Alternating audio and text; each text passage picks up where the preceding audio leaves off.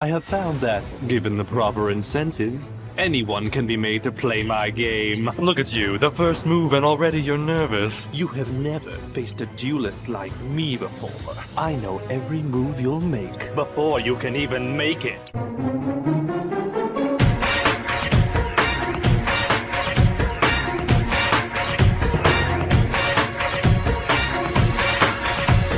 This has been the year of Yu-Gi-Oh for me, with me talking about more of the various subjects in the Yu-Gi-Oh franchise, like characters like Jack Atlas and Crow Hogan, fuck you Crow, and talking about the various video games that came out years ago. It's been a wonderful walk down memory lane for this series. But for all my talk about old school Yu-Gi-Oh games, which are mostly focused on the original series of Yu-Gi-Oh, I astonishingly haven't talked about the initial series all that much. Most I did was talk about the ladies of Yu-Gi-Oh and how their writing wasn't all that great, and that I shouldn't be what I talk about. Although I'd argue that my channel isn't all negative, I do want people to understand that there are positive aspects to the entire series of Yu-Gi-Oh! And I figured that since I love to talk about villains on this channel, whether it be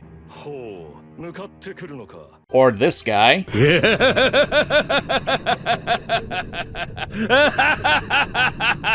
and of course, Don't fuck with this, Senator!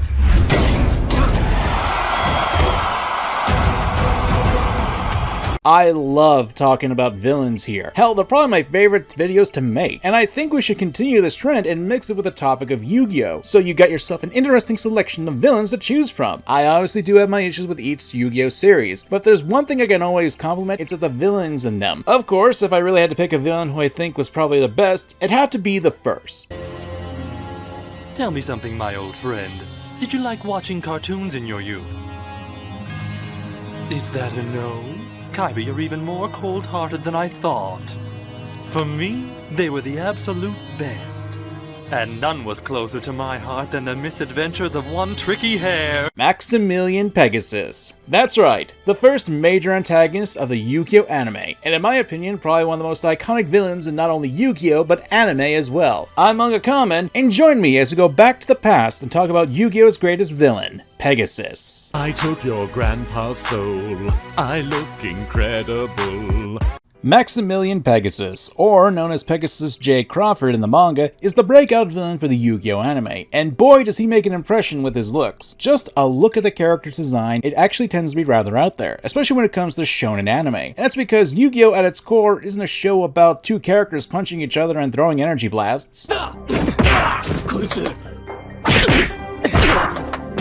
Well, most of the time. No. Yu-Gi-Oh!, at least in the original, is all about the card game, where the name of the game is strategy, so wearing fancy clothes does make sense. You don't need to worry about getting your clothes caught when you're playing a card game or people pulling your hair in a fight. So when you look at Pegasus, with his long silver hair which covers half of his face and his bright red suit, the character immediately catches your eye. In comparison to that of the main character's coloring, Yugi, whose outfit at the time had these blacks and blues, with his hair being completely colorful, it sets up a very good contrast with the main character. It also just stands out from other villains. Pegasus' design, although simple with the basic colors of silver and red, is a good combination that makes him memorable. His design is subtle, and that's what makes Pegasus honestly a lot more notable. In the context of the story of Yu-Gi-Oh!, Pegasus is the creator of the game Duel Monsters, designing the rules of the game and having a fondness of games and cartoons, which we'll get back to later. There's not a lot of information of Pegasus' creation as a character, and I don't know if there's going to be more to get at this point, so we'll focus on Pegasus' backstory for this section. Born to a wealthy casino tycoon, the young Pegasus was well off. He had to be, since his father owned a lot of casinos. One night when Pegasus was 10 and he was attending one of his father's parties in Las Vegas, Pegasus met Cecilia, the girl who would become the love of Pegasus' life. Ah, love at first sight. Though we don't know too much about their relationship, we do know that when they were in their mid-teens, the two had decided to live together. Pegasus would often paint her portraits, and if you're talking about the English dub, the two were actually married. However, tragedy struck when Cecilia passed away from an illness at the age of 17. Unable to accept the death of his loved one, Pegasus scoured the world in order to find any method of reviving the dead, a foolish endeavor for someone in love. The Egyptians' belief in the afterlife caught Pegasus' attention though, so his travels led him to the tombs where the Millennium Items were held, where he met Shadi, the guardian of the Millennium Items, who warned him that his solution to death would not be in the tomb. Not heeding Shadi's warnings,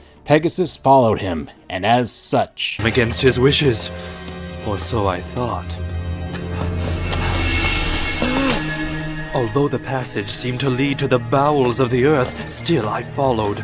After that impromptu eye surgery, Pegasus was graced with a vision of Cecilia, and when he held her in his arms, Celia. I found you, my darling.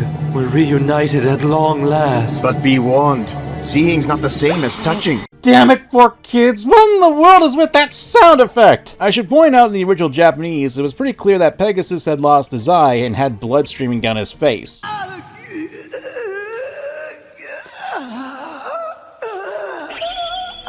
And there was a much more dignified sound effect for this scene.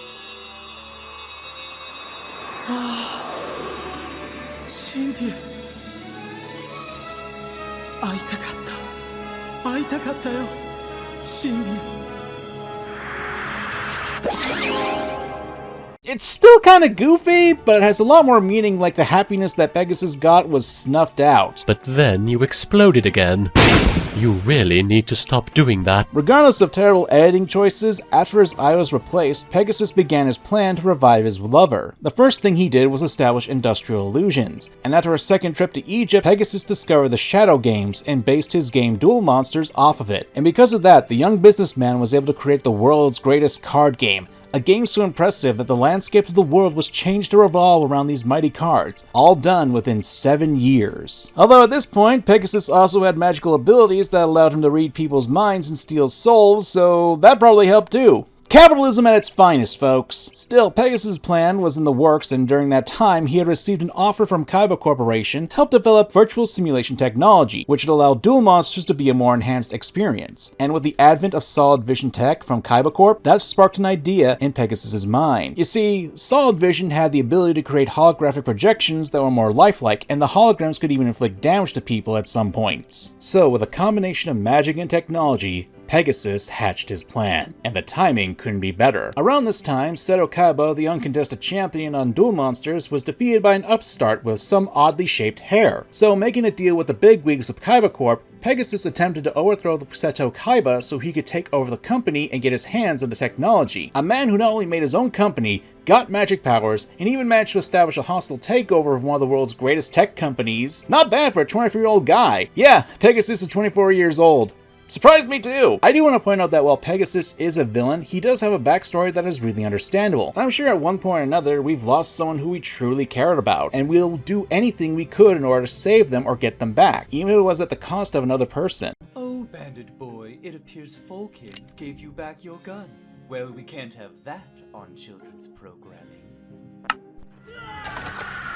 Of course, a backstory for a villain is only one element to creating a great villain. What we need to really consider is how Pegasus presents himself, as a character and as a threat. If we're following the anime, we're introduced to Pegasus in the very first episode after Kaiba's defeat. Of course, when the anime first aired and most people weren't familiar with the Yu-Gi-Oh manga, he was a mysterious figure. It wouldn't be until the second episode that we get an actual introduction to Pegasus, where he's properly introduced as the eccentric millionaire who created the very game of the entire series. But that's not where it stops. In the same episode, our protagonist Yugimoto receives a videotape and an invitation to the Duelist Kingdom tournament, and thanks to his magical abilities, Pegasus challenged Yugi to a duel using a VHS tape. On a time limit, mind you, but still a duel, and Pegasus wins. Yes, it was by timeout. But hey, anyone who plays Speedstrift nowadays kinda plays that way. You can tell the age of Pegasus is long gone with this damn archetype. Pegasus defeated the main protagonist of the show in the second episode. Not just defeated Yugi, but thanks to his abilities to read Yugi's mind with his Millennium Eye,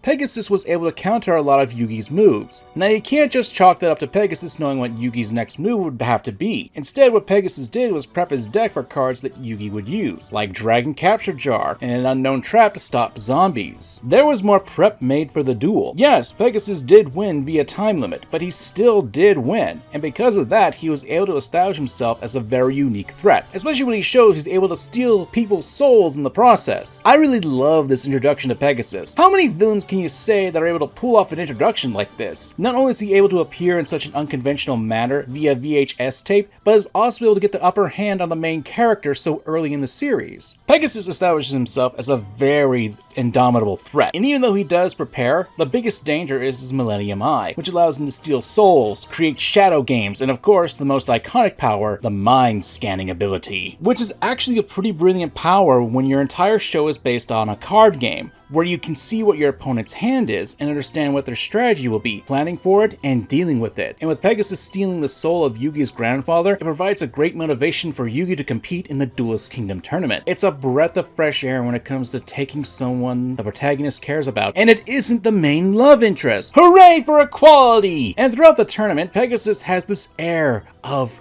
indomitable power. He's literally the king of the hill, and we're given more reason to see how dangerous an opponent Pegasus is. I can sense you, Kaiba. But are you hunting for me? Or am I hunting you? There's the story that Kaiba tells where he elicits that how at a very important tournament, Pegasus literally treated the up-and-coming champion Bandit Keith as nothing more than a plaything. Pegasus literally wrote down some notes and called a kid over to play in his stead. Hey, what are you doing? Asking for help's illegal! I don't need help. A child could defeat you, Bandit Keith, and I'm going to prove it. But I just started to learn how to play last week. Just follow these instructions and you'll win. And in a stunning upset, the kid managed to defeat Bandit Keith. With the note that Pegasus left the kid, it had everything he needed in order to beat the American Intercontinental Champion. The next time was when Pegasus faces off against Kaiba. Still with his powers of the Millennium Eye, Pegasus was able to counteract almost all of Kaiba's moves, even to the point where he was able to steal one of Kaiba's Blue Eyes White Dragons. Dragon. Was I right? Tell me I was right. I was right? I so hope I was right. Enough! Here, take it! Now the most valuable card in your deck is mine. And even turning Kaiba's Crush card, a combo that was used to severely cripple Yugi's deck in the duo's match, against Kaiba. And it's too late for him to do a single thing about it! Hurry up and call up your attack, Kaiba! It's a trap! I'm afraid this is far worse than a trap. I'd also like to point out that earlier in this duel, Kaiba had come to the realization that Pegasus was reading his cards through mind reading. That's impossible. There's no way he could have seen my blue eyes before I played it. That could only mean one thing. Pegasus is planning to draw my dragon under his control. You read my mind. And soon I will make him attune just like I did your other blue eyes. Or some other form of cheating. So Kaiba had ditched his hand and relied on top decking, so the method that Pegasus had in order to cheat was rendered useless, and he had to just rely on his skills in that point. Well, until he came to the thought that Kaiba knows every card in his own deck. But that's not touching on the fact that Pegasus is the creator of Duel Monsters, the guy who made the game, and as such has access to countless cards that haven't even been released to the public or are straight up broken. So cards like Toon World, which can make monsters into toons and making them nigh invincible, or even cards like Relinquished and Thousand Eyes Restrict. So Pegasus as a villain has a lot going on for him power-wise, especially in the world of Yu-Gi-Oh! Still, that power is meaningless if the character is boring. Luckily for us, Pegasus is the farthest thing from being boring. As long as I have the power of my Millennium Eye, you cannot defeat me. Even know how the silly device even works. Do I spin it like a top or roll it like a ball? Cut the theatrics. Ooh! Pegasus as a character has a lot going for him. Not only is he a threat as we've demonstrated, but he's also entertaining. And that's because he has personality. It's my turn! It's clear for his age of 24, still not over that. Oh my, sounds like someone needs a hug. He's got a bit of a childish demeanor. He often goofs around in duels and even tries to act as if he's helpless against his opponents. And at times you can think he's incompetent at the whole thing. Then you remember that this guy has the ability to steal people's souls and put them into cards. And then he can read your mind too. He's a dangerous opponent in the world of Yu-Gi-Oh! But he's also entertaining, and he has his level of egotism that he can back up. He'll often refer to people as boy, like Yugi boy or Kaiba boy. It's a playful way of demeaning the characters and how Pegasus doesn't see them as a threat. It's in the same manner as an old man would mess with a younger person. Again, Pegasus, 24. He enjoys toying with his opponents. He's a man who enjoys cartoons and having a good time, and also white wine spritzers. No more white wine spritzers before bedtime for me. Honestly, a lot of the reason why I think the performance for Pegasus is done so well is because of the voice actor, Darren Dustin. He did a marvelous job with the voice work of Pegasus, since a lot of the added goofiness does play with Pegasus's character. It adds much more to the playful manner of him, and I do think the English version works better for him because unlike the rest of the cast, Pegasus is actually American. Pegasus was facing the Intercontinental Champion, Bandit Keith, who apparently likes to remind everybody that he's from America. You can't beat me because I'm an American! Hell, in the Japanese version of the anime, Pegasus would often splice into English. Unbelievable! Bravo! What? Got them! Still, I prefer the anime dub. It makes him sound a lot more flamboyant and a lot more memorable.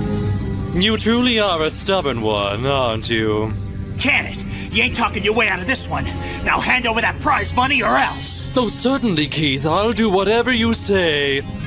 Just give my body a moment to recover from the complete paralysis that your terrifying demands have shocked me into. I should also point out that Pegasus does have a more noble side to him as well. He does generally seem to care for his game and other games too. It's why when Duke Devlin came to Pegasus for his game of Dungeon Dice Monsters, not only did Pegasus humor the kid by playing his game, but also funded it and allowed monsters that were originally duel monsters to be added to Dungeon Dice Monsters. And while he doesn't stop Bandit Keith from cheating, he does point out when Joey Wheeler lays out his deduction from Keith's own words.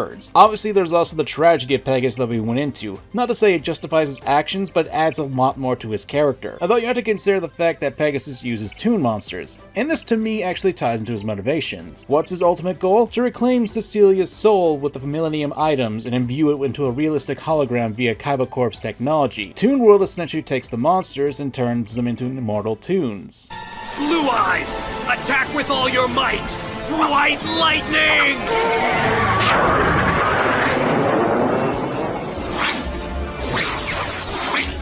No way!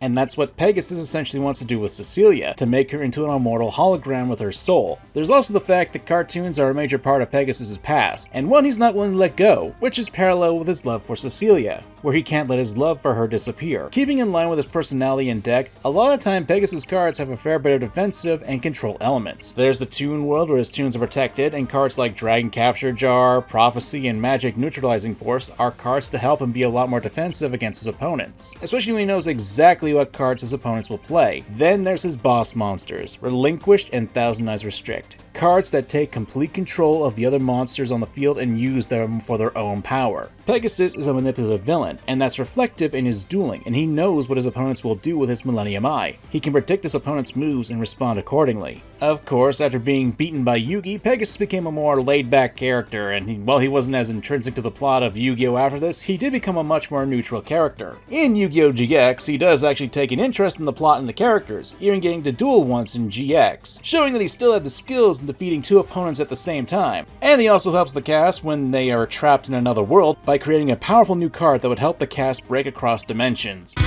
Okay, I was kind of with you until that last bit. Yeah, Yu-Gi-Oh! GX is on crack at times. Still, I find Pegasus to be an entertaining character, and while he became a much more level-headed character in the anime, his first excursion is a lot different.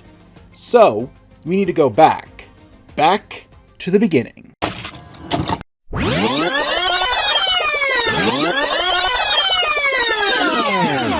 Pegasus J. Crawford is one of the major antagonists and one of the first big ones in the Yu-Gi-Oh! Duelist manga. Before this, Yugimoto had to face off against several other villains, including Seto Kaiba, the Spirit of the Millennium Ring, and even at one point, Shoddy. Pegasus wasn't the first major opponent that Yugi faced who had a Millennium item, but it was Pegasus who first had the most extensive way to defeat Yugi. There are quite a few differences between the anime and manga version of Pegasus, and I'm not just talking about how his eye got carved out. Pegasus's motives are slightly different. You see, Pegasus wasn't interested in the Millennium items. He didn't need them in conjunction with Kaiba Corp's technology. In fact, in the manga, Pegasus was more or less interested in getting the solid vision technology so he could use it to make his dead lover's illusion become more lifelike. To give context, Kaiba at the time was left in a coma after losing to Yugi in the Death Tea arc of the original manga. Because of that, the Kaiba Corp shares were beginning to fall rapidly, and the company was in bad shape. Pegasus Pegasus began his hostile takeover of the company, but before he could buy it and gain access to the technology he wanted, the shareholders presented a requirement before they would hand the reins over to Pegasus, and that was to defeat Yugimoto in a public duel. That in turn would restore the company's good name. I mean, that's all well and good, but Kaiba Corp literally had a competition where Yugi and his friends had to survive literal death games, and Kaiba even hired an actual serial killer to kill Yugi and his friends.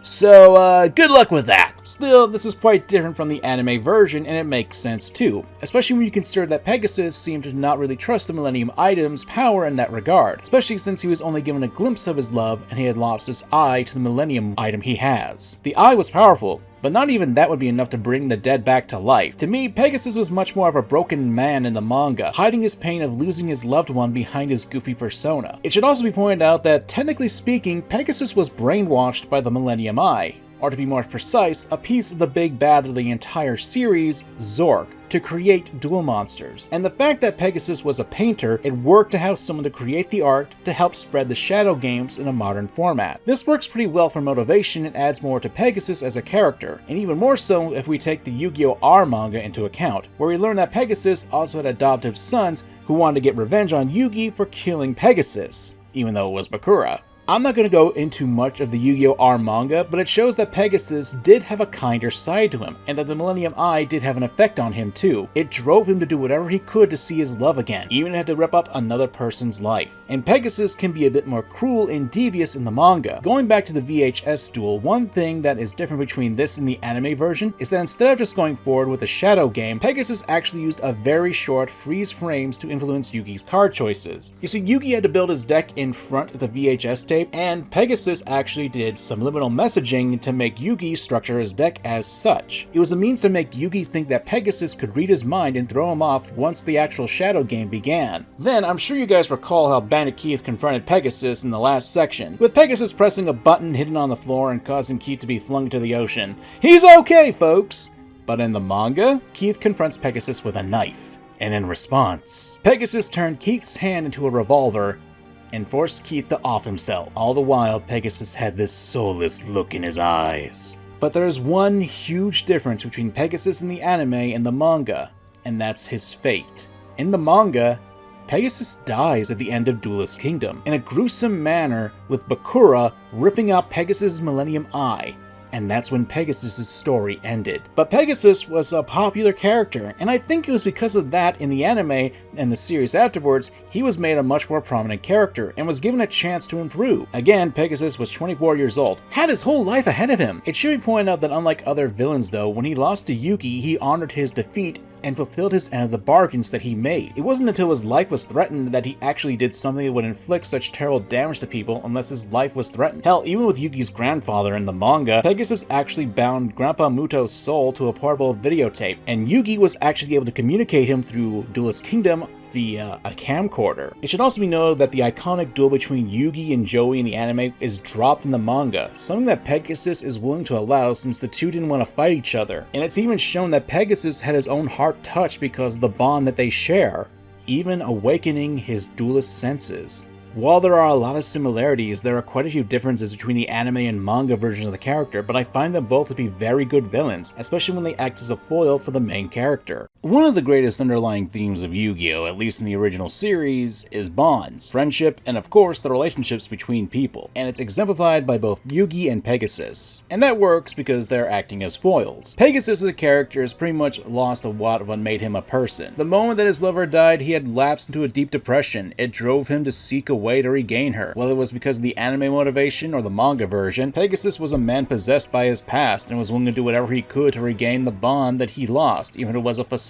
Pegasus essentially became a man that could only succeed through manipulation and quite possibly other dirty tricks. And while he did have his goons, Pegasus didn't really have any companions to back him up in his endeavors. Meanwhile, it was thanks to Yugi's bonds that Pegasus' power with the Millennium Eye were negated, and it was because of the combined efforts of Yugi and Yami that they were also able to negate Thousand Eyes' restricts ability and win. There's also the philosophy of dueling. One could argue that during his time against Yugi, Pegasus had a dependence on the mind-scanning abilities of the Millennium Eye, and the moment that Yugi found a way to stop Pegasus, the duel had started with Pegasus' toon monsters being defeated. It's proven that when Pegasus can't read the minds of either Yugi when they're using their mind shuffle, Pegasus devolved into firing blindly without taking into account the defenses that his opponent had have set, and how he walked right into Yugi's Mirror Force and Kuribo defense. Meanwhile, a lot of the time, Yugi and Yami tend to be a lot more meticulous with their choices of cards as well as how their opponents played, and oftentimes they would use their opponent's own strategies against them. There's also the personality difference. While Pegasus tends to be a lot goofier and a lot more aloof when he's got the advantage, the Yugis tend to take things a lot more seriously, and when their final duel was done, one thing to note is that in the manga, Yugi didn't give Pegasus a penalty game. For those who aren't familiar with the original Yu-Gi-Oh manga, a lot of the time when Yami Yugi defeated an opponent before the Duelist manga started, he would place some sort of penalty game onto them. However, when Pegasus was explaining about the potential evil hidden within each of the Millennium items, it shocked Yugi. It sparked something that Yami Yugi really had to consider with his self-introspection about who he is, whether he's evil, and abandoning the penalty games further on from that point. This is why you need to read the manga, because it's a lot added into the cast and how Pegasus actually worked as a foil to Yugi and Yami.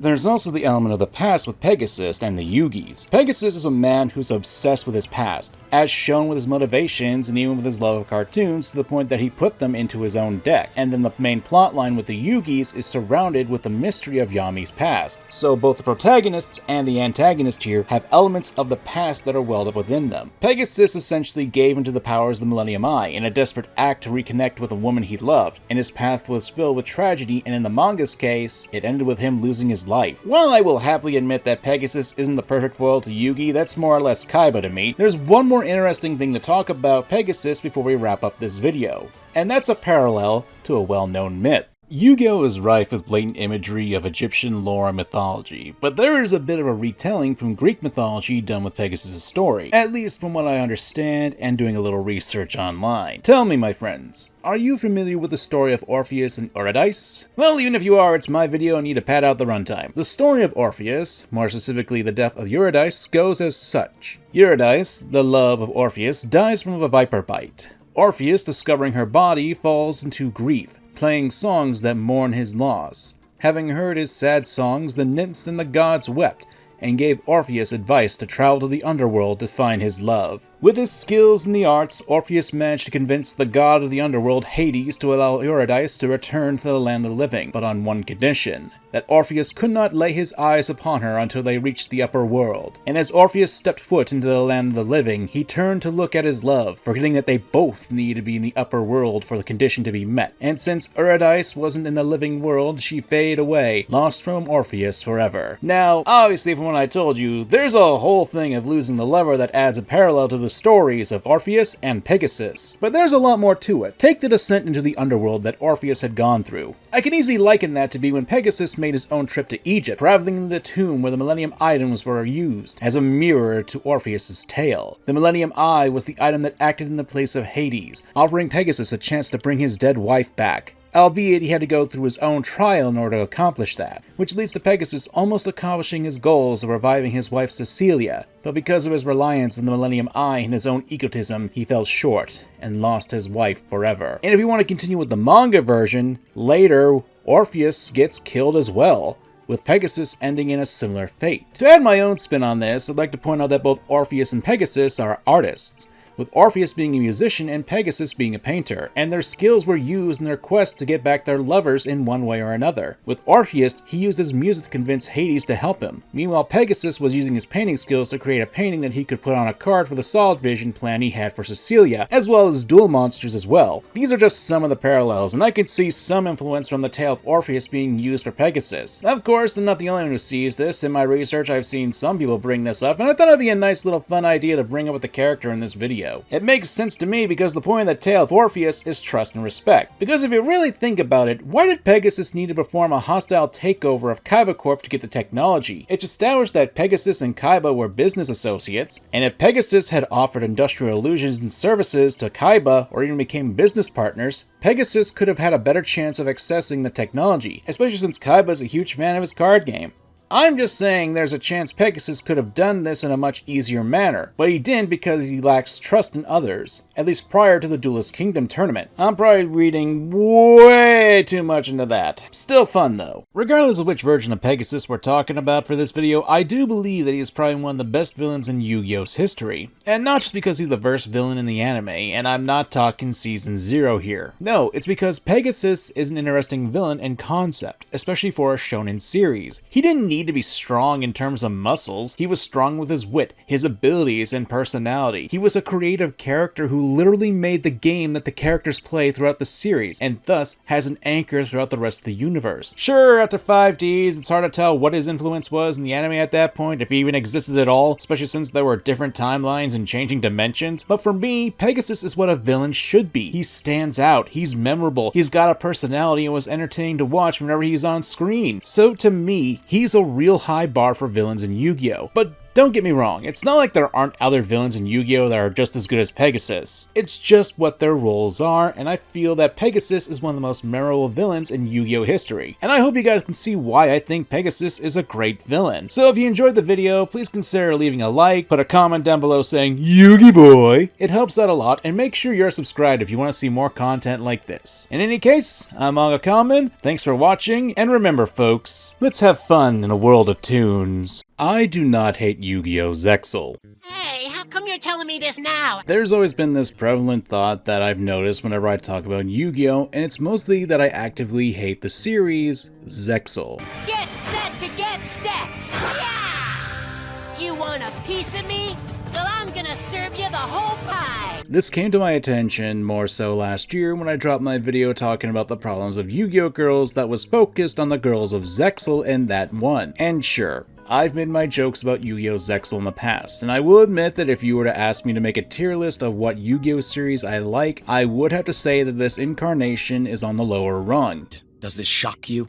No, I'm cool. That's mostly because it takes a while for the show to get into the actual real juicy stuff. I guess what I'm saying is that it's not my favorite incarnation of Yu-Gi-Oh! But I don't outright hate it. If anything, considering that I have a lot of issues with the whole of Yu-Gi-Oh! As a franchise, to the point where one of my editors wants to bloody shoot me if I make him another Yu-Gi-Oh! Video. No, I'm cool. I realize I don't pay my editors enough. Correct! But while I don't find Zexal to be my first choice when it comes to watching old school Yu-Gi-Oh! Anime, there are still some positives that I enjoy about the series. That was great. We really bonded just now. For example, while I'm not a huge fan of the main character Yuma, I do appreciate that they're taking a kid who's essentially got no skill at the game that he loves and slowly over the course of the series, transition him into at least a competent duelist, with sometimes with him stretching his own legs without the ghostly spirit of Astral helping him. I've had a better time sitting and watching paint dry. I do enjoy the concept of the XC's cards, though I do wish the main focus of the series, the number cards, didn't overtake a lot of the original archetypes at the time, especially when you're introducing a new mechanic. Seriously, during the time frame, it really makes you wonder how some decks even functioned before the introduction of some number monsters. And of course, for the purposes of this video, the villains. Face it, kid! Without Astral to babysit you, you haven't got a chance! Heartland, why don't you make like a heart and beat it? Mainly in the second half of the show, the Baryons. It's a machine, and it's jam-packed with numbers I made. Those cards are all fakes? As fake as your personality. A group of extraterrestrial invaders who were once human but reincarnated as Baryons had a lot of fun potential utilized and even explored them as characters. Some more than others, I will admit, but which I can wholly appreciate, even more so when we consider the topic of this video, the Baryon Vector.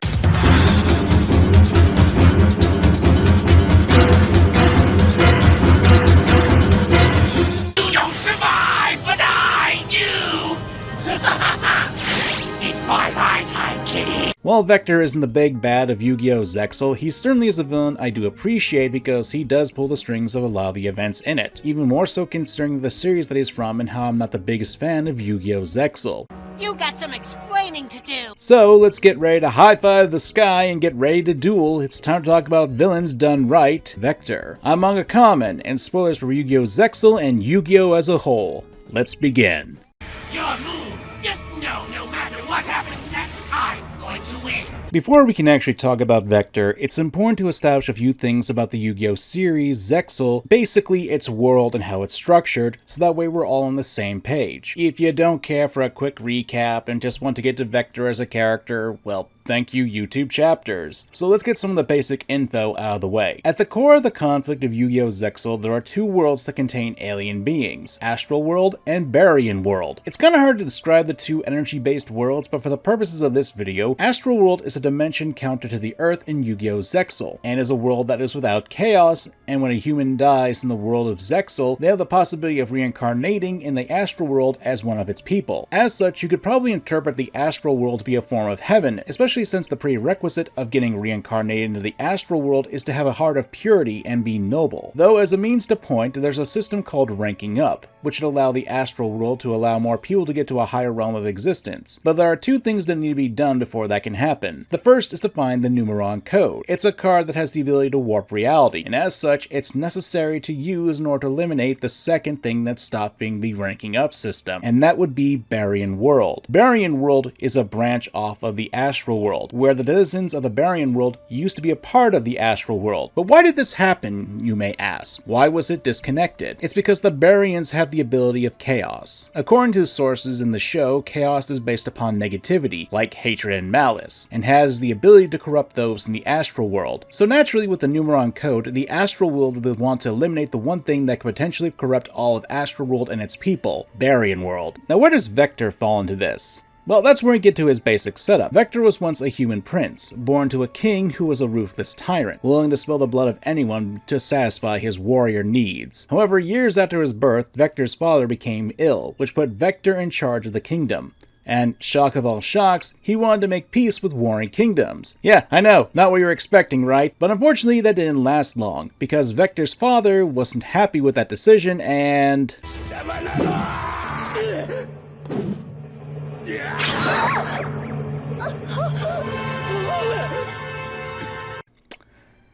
Yep, Vector's father killed his mother right before Vector's eyes. Though to make things worse, this isn't how Vector initially remembers this. You see, when his mother was murdered and his father died from his illness, Vector's memory and soul was infused with the power of the big bad of Zexal, Dawn 1000. This was done by giving Vector a special card known as the Over 100 number, which is part of the numbers that Zexal's plot revolve around. But the Over 100 numbers were created by Dawn 1000 with the purpose of corrupting those who held them. So this is what corrupted Vector's memories, making him think that he murdered his own parents.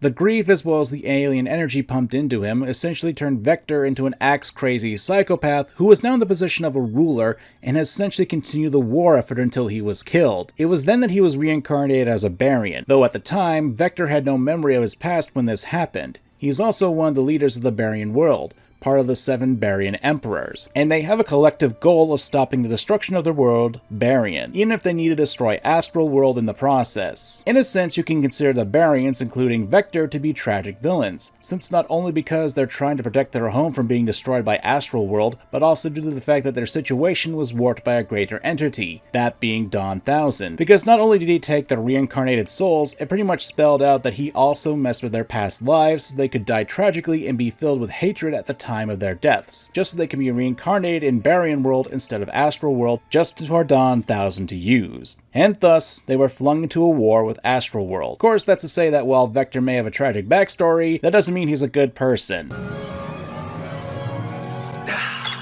I bet you're wondering what's about to happen. Well, let me tell you. Children who've never known peace have different values than children who've never known war. If anything, Vector loves the fact that he can be psychotic. Hell, he revels in being petty. That's quite the get-up! But it changes nothing! You can dress up any way you like, but you still won't win! Vector literally explains the reason why he actually betrays 2 of his fellow Baryon Emperors is because he had a point system that every time he got annoyed by one of them, or they even spoke, he would add to it. And when it reached to a certain number, like 100 million, that's when he decided to get revenge. And this leads to a question. What is Vector's motive? You may ask, why is he doing this? That's because Vector just wants to watch the world burn. When he was killed and reincarnated, his personality flipped and he just enjoys being a sadistic monster. He ultimately doesn't care about the Baryon world or Astral world, he just wants them all to burn for the hell of it because it might be fun to watch. And considering that we're about to get into the deceptive personality of Vector has, he's not exactly keen on being a reliable narrator as well. But then again, that's his charm if you ask me. Vector is a troll. Now, I say this with all the love because Vector, while being the obvious bad guy and ultimately one of the driving forces of the plot, is effectively a trollish character. If you're not familiar with the term, a troll is a person who intentionally antagonizes with the express purpose of eliciting a response. And that's exactly what Vector is. He'll say and do anything in order to get what he wants.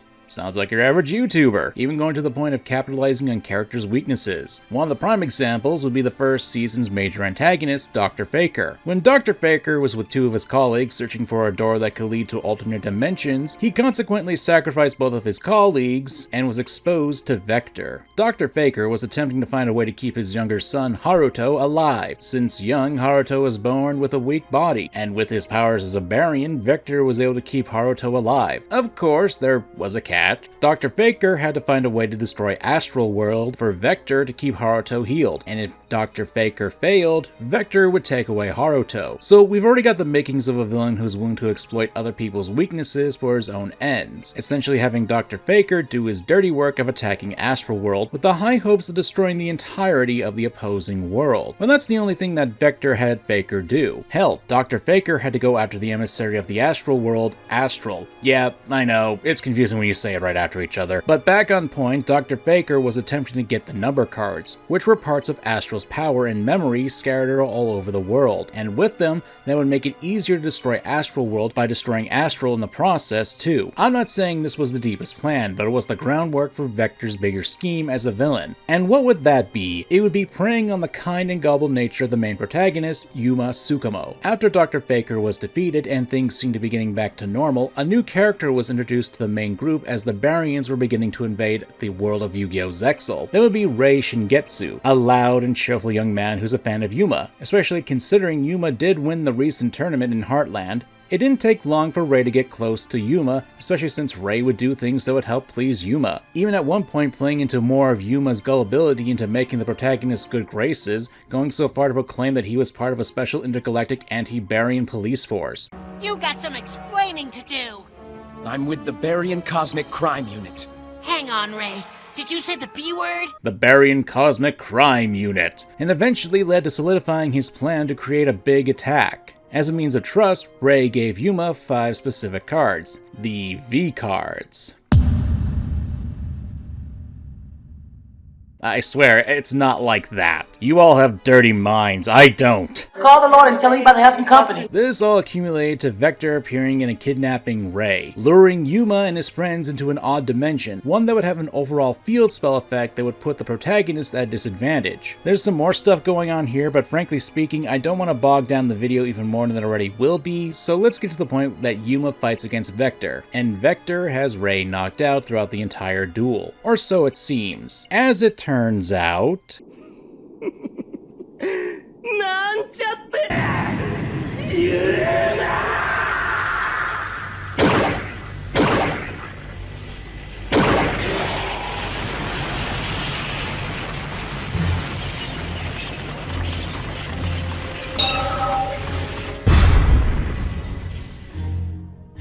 Yep. Rei was actually Vector. Vector was disguising himself as Rei for quite some time in the show, having a clone of himself going around to be in 2 places at once. He did this to get close to Yuma, gain his trust, and sabotage him so he could defeat Yuma and Astral.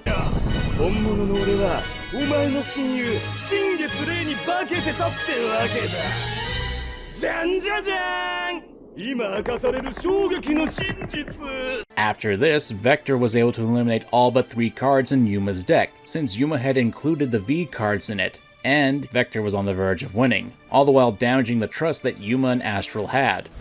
Emotional damage! On a side note, I want to point out that Vector's voice actor in both the English and original Japanese really sell how insane the character is. The real Rei? You mean you still don't get it? I'm Vector, and I'm your little friend Rei too. And fun fact, Vector's Japanese voice actor also voiced...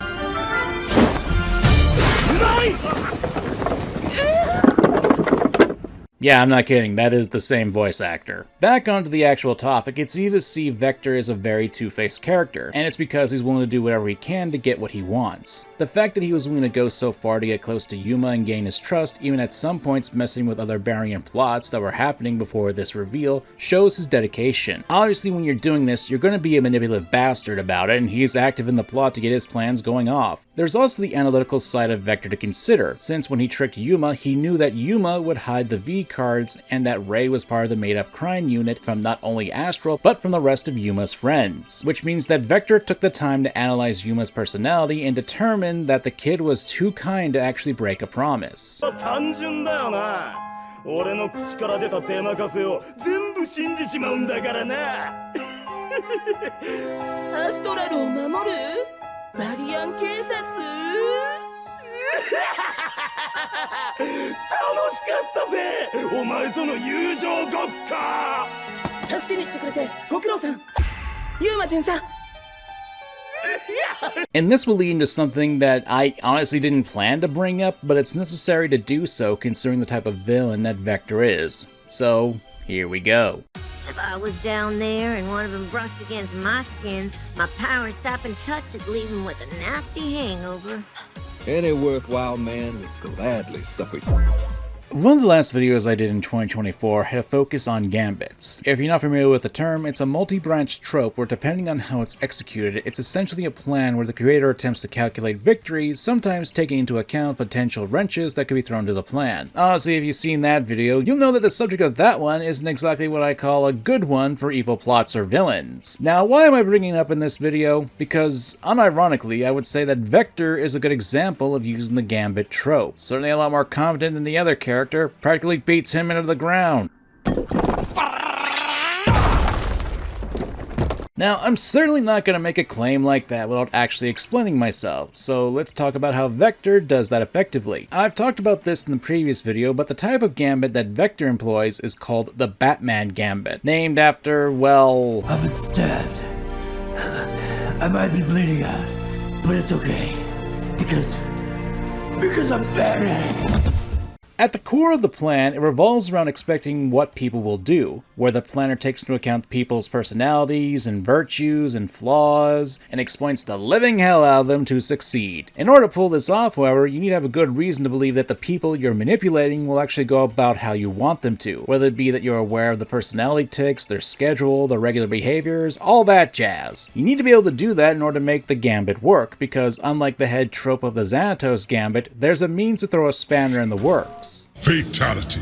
Because let's consider the following with Vector's plan. There are plenty of ways that his major plan before his reveal could have gone wrong. If Yuma didn't include the 5 V cards in his deck, Vector wouldn't have been able to mill most of Yuma's cards, and leave him with a lot less resources. Or if Yuma had told Astral about the Barian police force, then the bond between Yuma and Astral wouldn't have become strained and almost lost in the duel. Those are the two bigger spanners that could have been thrown into the mix to stop Vector's plan, and normally that would be an issue for me to bring up. But you need to remember something, and that's about our main character, Yuma. Yuma is essentially the living embodiment of another trope, the power of friendship. Throughout most of the series of Zexal, Yuma is shown to really cherish his friends and is willing to go above and beyond for them, being able to become friends with almost anyone. Like Astral, who started off as a stoic and emotionless person who would often analyze Yuma's behavior with snark. You start listening to me for some dueling advice, Yuma. Not later.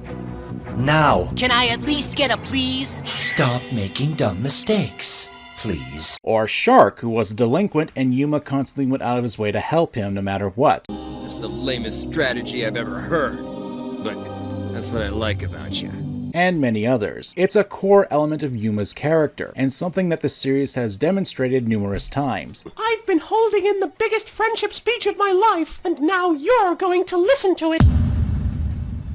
And that's why friendship is the best thing ever. It's not that deep of a character analysis of Yuma, but something that almost anyone can pick up on because Yuma tends to wear his emotions on his sleeve and be very honest, even to a fault. Mr. Goody Two Shoes, Mr. Goody Two Shoes. And that's something that Vector exploits the living hell out of. He personally disguised himself as Ray for a good chunk of the second half of Yu-Gi-Oh! Zexal, pretending to be Yuma's friend, studying the kid, and how he acts with his personality, learning all he could, and even at times testing the waters to see how his friendship with Yuma would go. Honestly speaking, it shows dedication even if it was done in a roundabout way. And it shows that the Batman Gambit would work, because not only was he able to exploit the trust and friendship that Yuma cherishes, but at the same time he was even able to plant the seeds of doubt within Astro as well and make their friendship break.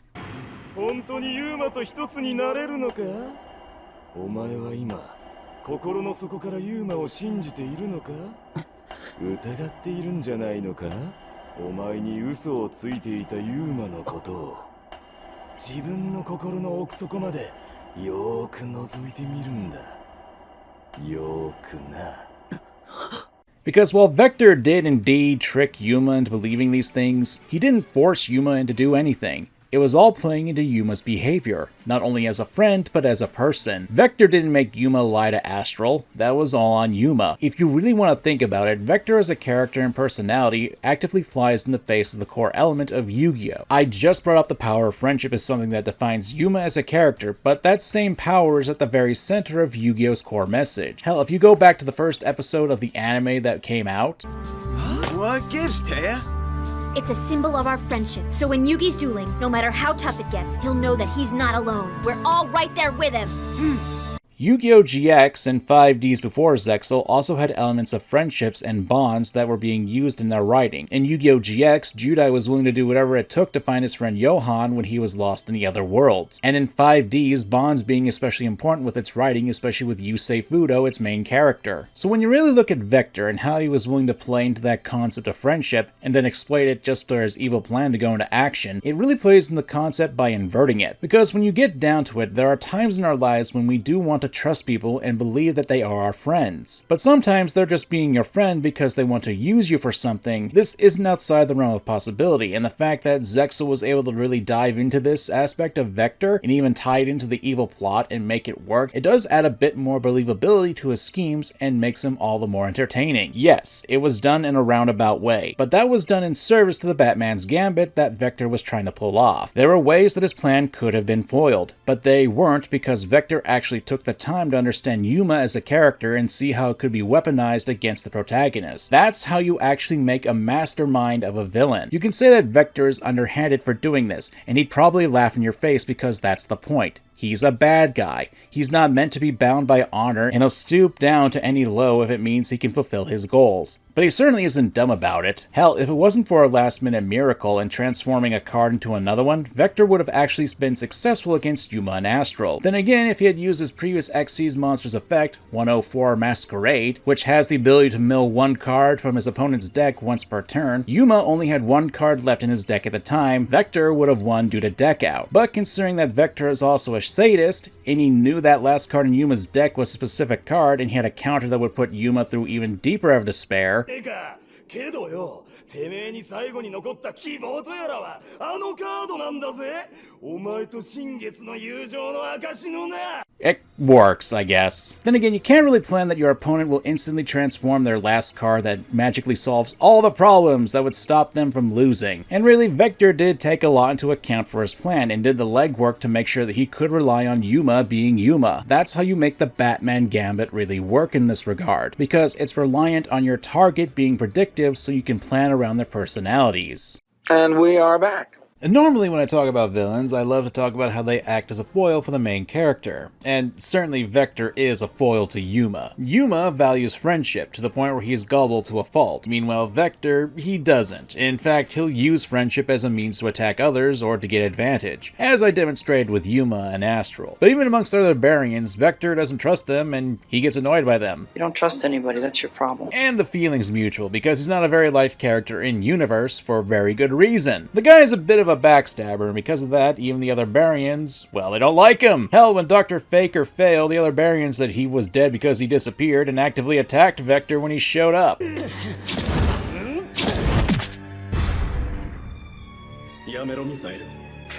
I mentioned this before, but Vector does represent a foil for the entirety of Yu-Gi-Oh's core concept of the power of friendship. Though it should be known that after some events, with Vector being absorbed by Don Thousand when he was defeated in another duel, Yuma tries to save Vector with him wanting to drag Yuma in with him.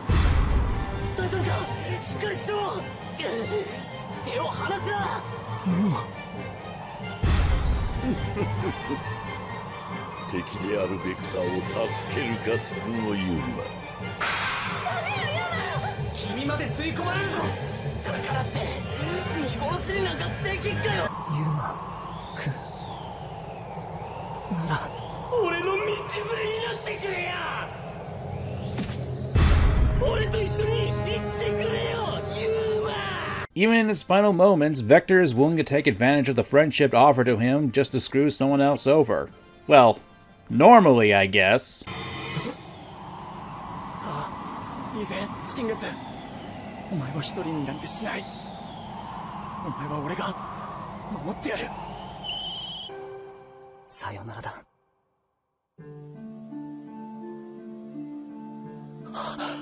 ユーマくん。Goes to show that even the darkest of souls can have a speck of light within them. Like Batman. Still, the guy for the most part was being a bit of a troll that was willing to use others' friendship as a weapon against them, and even warp the thoughts of trust between others. Of course, this leads to another aspect about not only Vector, but Yugioh Zexal as well, and that's because Zexal is almost an homage to the original Yugioh series. Of course, there are big differences, but there are a number of other parallels to the original Yu-Gi-Oh! One only needs to look at the main protags of Yuma and Astral, with not only the spirit acting as a guide to the kid who has a mysterious artifact, but also doing what they can to find the memories of the spirit to help. In this case, the numbers in Zexal also have elements of Astral's memories. Kinda sounds familiar of Yugi and the Pharaoh, doesn't it? Am I right? Shark is an ex-Z of Joey, who, if you don't know initially, were both bullies to the protagonist and both stole the artifacts that the protags cherished at one point before becoming friends. Yeah, there's obviously a spin here, but that's the point of homages, where they take the original concept that was placed in Yu-Gi-Oh! Duel Monsters and give it a twist. Even the tournament arc in Yu-Gi-Oh! Zexal, the World Duel Carnival, also had a bit of a fusion between Duelist Kingdom and Battle City with its element and plot. Now, I bring this up because Vector himself is also an homage and even a direct counterpart with the main villain of Yu-Gi-Oh! Duel Monsters, Bakura.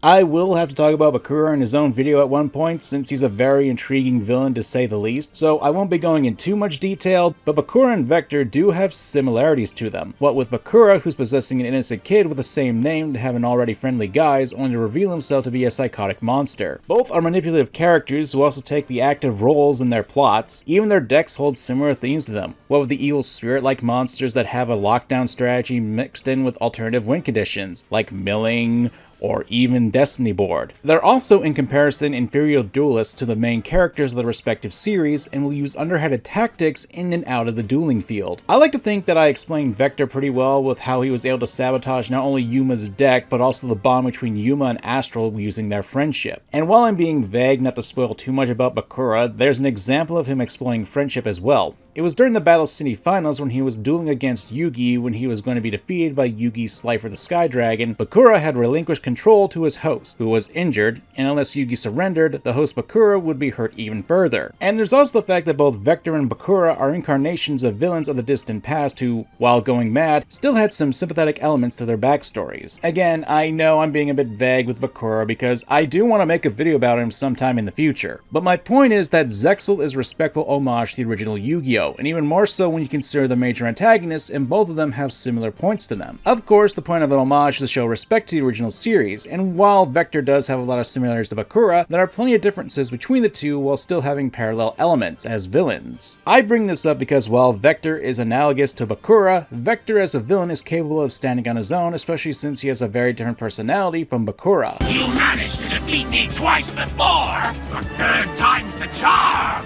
You don't stand a chance now, and really, you never— You're the one who doesn't stand a chance! I wasn't finished! He's hell of a lot more petty than Bakura, that's for sure, and that makes Vector not only his own character, but a lot more entertaining as a villain. Vector is probably one of the more amusing villains in Yu-Gi-Oh! And it isn't because of his motives, but rather it's because of his backstory, his personality, and the fact that he can actually be intelligent with his roundabout plans, and of course, his presentation. Though I will say that Zexal still is my favorite incarnation of Yu-Gi-Oh! That doesn't mean I don't appreciate the finer things about the series, with Vector being one of them. As a villain, I find Vector to be the best of both worlds when it comes to evil characters. He's not dumb, for the most part, and he's got personality. One of the biggest factors being that he was going so far to mess with Yuma Yuma to defeat him, and when he made that reveal to the characters and Yuma, it was a defining moment for the character and the story. It was when this happened that really charmed me to Zexal, even though I don't find it to be the best of the Yu-Gi-Oh series. Because while there was some build-up for Vector and gave a little bit of foreshadowing with Ray, the fact that Vector was able to flip the entire core of not only the main character's friendship drive, but the driving element of the entirety of what makes Yu-Gi-Oh! Yu-Gi-Oh! Makes him a memorable villain to me. Do I have my criticism of Yu-Gi-Oh! Zexal? Of course I do. But to me, Vector will probably be one of my favorite villains of the Yu-Gi-Oh! Series because of his subversion of the core theme, but also because he was an effective villain. Someone who was able to go so far to get what he wanted, twisting whatever he could in order to get ahead and be relatively successful, only to be stopped by a miracle. Well, that's a quirk of the writing. That doesn't mean that Vector wasn't an effective villain. There's a lot more to the character that I didn't go over because not only do I want you guys to actually come to your own conclusion by watching the character himself in his own show, but I actually don't want to spoil everything about the character either. That's really a testament to how much respect as a villain I have for Vector's character. And don't get it twisted, I'm not saying Vector is the only positive for Yu-Gi-Oh! Zexal, nor do I think that he's my favorite villain of all time. I just think he's a great villain though. But I have my own personal blend of villains that I enjoy, and Vector was kind of one of them, I guess. But what do you guys think? Do you think Vector's a good villain, or do you think I'm making him out to be better than he actually is? Let me know down below, and if you enjoyed the video, be sure to leave a comment saying, Yuma! And if we manage to get 5k likes in this video, I'll focus on a video on Bakura or another Yu-Gi-Oh! Villain, I don't know. I hear the Shadow Realm's lovely this time of year. Let's find out if it's true! In any case, I'm Manga Kamen, and thanks for watching. Later.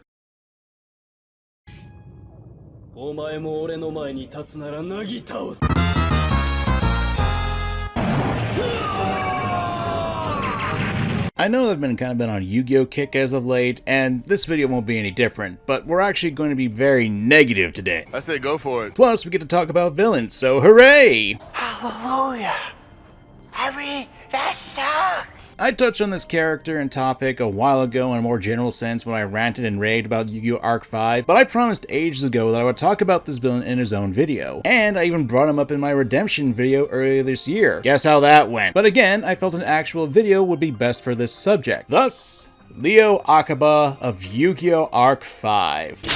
Hate! And I ain't gonna lie, I am very biased here. You see, like a lot of people who have issues with Arc 5, I actually enjoyed the first half of the series, since it had a lot of interesting concepts, had a lot of callbacks to Yu-Gi-Oh! Including beloved archetypes, and it allowed people to follow a protagonist who was struggling to learn a new summoning method, which had an element that many people who watched the show at the time could relate to because, well, pendulum summoning was new at the time, and seeing the MC Yugioh screwing up with a mechanic he invented but didn't know how to use, it was fresh and relatable at the time. Of course, all of that went down the drain in the second season. I know that it's very tempting to put the blame on a certain character who showed up. Fuck you, crew! But mimetic jokes aside, you can't really bog down Arc 5's issues to one singular trait. But for Leo Akaba, especially as a villainous character, well, you can pin that down much more easily, especially when you look at him as a villain. I'm Manga Kamen, and this is Screwing Up Your Villains, Leo Akaba. This is the part of the video where I explain who Leo Akaba is and his motivations. If you're not interested in hearing me summarize the character and part of the plot of Yu-Gi-Oh! Arc 5, or you just want to see me tear into the bald bastard, I can't say I blame you for either of those choices. There is logic in what he says. Thank you, YouTube, for having chapters. Or at least until you decide to remove that feature as well. Oh well. For those who either love my melodic voice or are generally curious about how I'm about to sum this up, wait no further. It's really kind of like, what is happening right now? Yu-Gi-Oh! Arc 5's world, at least for the purposes of this video, is split into 4 dimensions, most of them corresponding to the prominent summoning methods that were introduced before this game. A fusion dimension, a synchro one, an Xyz one, and a standard one, which is basically a small mixture of the previous 3, but everyone just sucks at their own summoning method. Link summons weren't a thing yet, though I can imagine seeing all the other dimensions coming together to blast that summoning method into the ground. Although to be fair, in the Yu-Gi-Oh! Arc 5 stories, the dimensions are at war. Why, you may be asking? Because Leo Akaba is the head of Academia, a militaristic school in the fusion dimension. He's the big bad pulling all the strings in the events of the show, with his son Reiji opposing him as the leader of the Lancers, the group of our heroes. The main goal behind Leo's machinations is the Arc 5 reactor and the dimensional fusion plan, which are teased to be this grand grand world-altering scheme, and not helped by the fact that his soldiers in the fusion dimension are going around trapping people in carts and destroying cities. Now, while I haven't given his motivations yet, how the show goes about showcasing Leo is an interesting one. We don't get the reveal of the fusion dimension being the culprit of a war in the first half of the first season. Leo's the kind of villain who's a shadowy figure, and it isn't until episode 36 that we actually see him, and get a hint of the Arc 5 reactor as well. It's really mysterious stuff, and throw in the fact when you just look at Leo, the Emperor military outfit, the grafted on machinery on his head, the blood veins on the other side of that noggin, it's a design that just screams evil bad guy Emperor. Some students found Sora unconscious on campus. We had him hospitalized immediately. As far as how he got there, we analyzed his dual disk. The fail-safe activated. He must have revealed something. So long as he did not reveal everything. This is the kind of introduction where you're actively trying to make the character look intimidating and menacing. The shadows over the eyes, the positioning of the character as he talks to a subordinate looming over him on top of the stairs, the eerie green light behind him that accentuates his silhouette. This is the kind of introduction that screams big boss levels of artistic design for villains. You can't fault me for thinking, oh shit, this is the big bad. Now, it's here where I need to complain for a minute. In a video I made a long while ago that has gotten some traction lately, a lot of people brought up the idea you can't be a villain if you have a noble goal or believe what you're doing is for the greater good. Son of a bitch. And Leo has two motivations, which attempt to make him into a tragic kind of villain, and both are related. So, in a technical sense, Leo is the one who caused the dimensional break that separated the four dimensions. Because of his original work in the conjoined world, a duelist named Zark used the solid vision technology to attack people. And to clarify quickly, the solid vision basically allows the monsters created by dual discs to have mass and obviously Until one day they can be used to hurt people, and the crowds just ate it up. Eventually, Zark went crazy with this and fused with his iconic dragons to become a huge kaiju monster that would destroy the world. Leo had developed a way to stop Zark, but his daughter Rei took the method and used it herself. This effectively split her, Zark, and the world into four dimensions apart, with no one remembering what had happened to the original dimension. Then one day, after establishing the Leo Corporation, recreating the solid vision aspect, and regaining his memories, Leo began to obsess over his daughter's survival. And he did find a fragment of her, Serena, and while she didn't have any of Rei's memories, Leo did recall that Rei had split into four beings, and with there being four dimensions, well, you don't need to be a genius to figure out that math. So yeah, Leo's motivation is twofold. One is to fuse his daughter and dimensions together again, and two is to prevent Zark from reviving. If that second one kinda comes out of nowhere, it just does. I get it though. A father character who watches his daughter effectively die in front of him, why wouldn't he want to do anything to save his kid? It makes sense, and to top it off, reuniting the four dimensions also makes a lot of logical sense here too. But as I keep saying in that one video, the road to hell is paved with good intentions, because as I stated, he started an interdimensional war. And not just that, but he effectively propagandized the fusion dimension to become soldiers for this thing, with a good portion of them being psychopaths who get their kicks out of sicking mechanical mutts on duelists and turning them into cards. The thing is, Leo's motivations are understandable, and you can empathize with him, because what father wouldn't do anything to save his kid? Well, regardless, Leo's a shitty father anyway, because he did marry someone else in the standard dimension, had another kid, built a company, but then basically abandoned them all without a word. And instead of,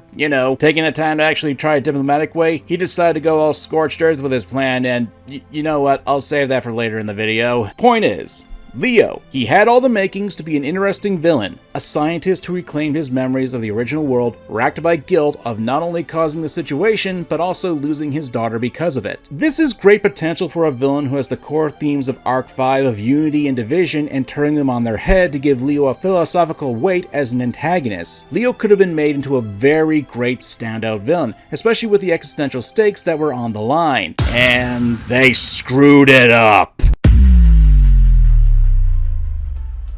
So with all that said, how in the world did they mess up such a good villain concept? Well, there are three main issues that I have here. 1. The pacing of the story. 2. His quote-unquote redemption. And finally, they made him into an idiot. The inner machinations of my mind are an enigma.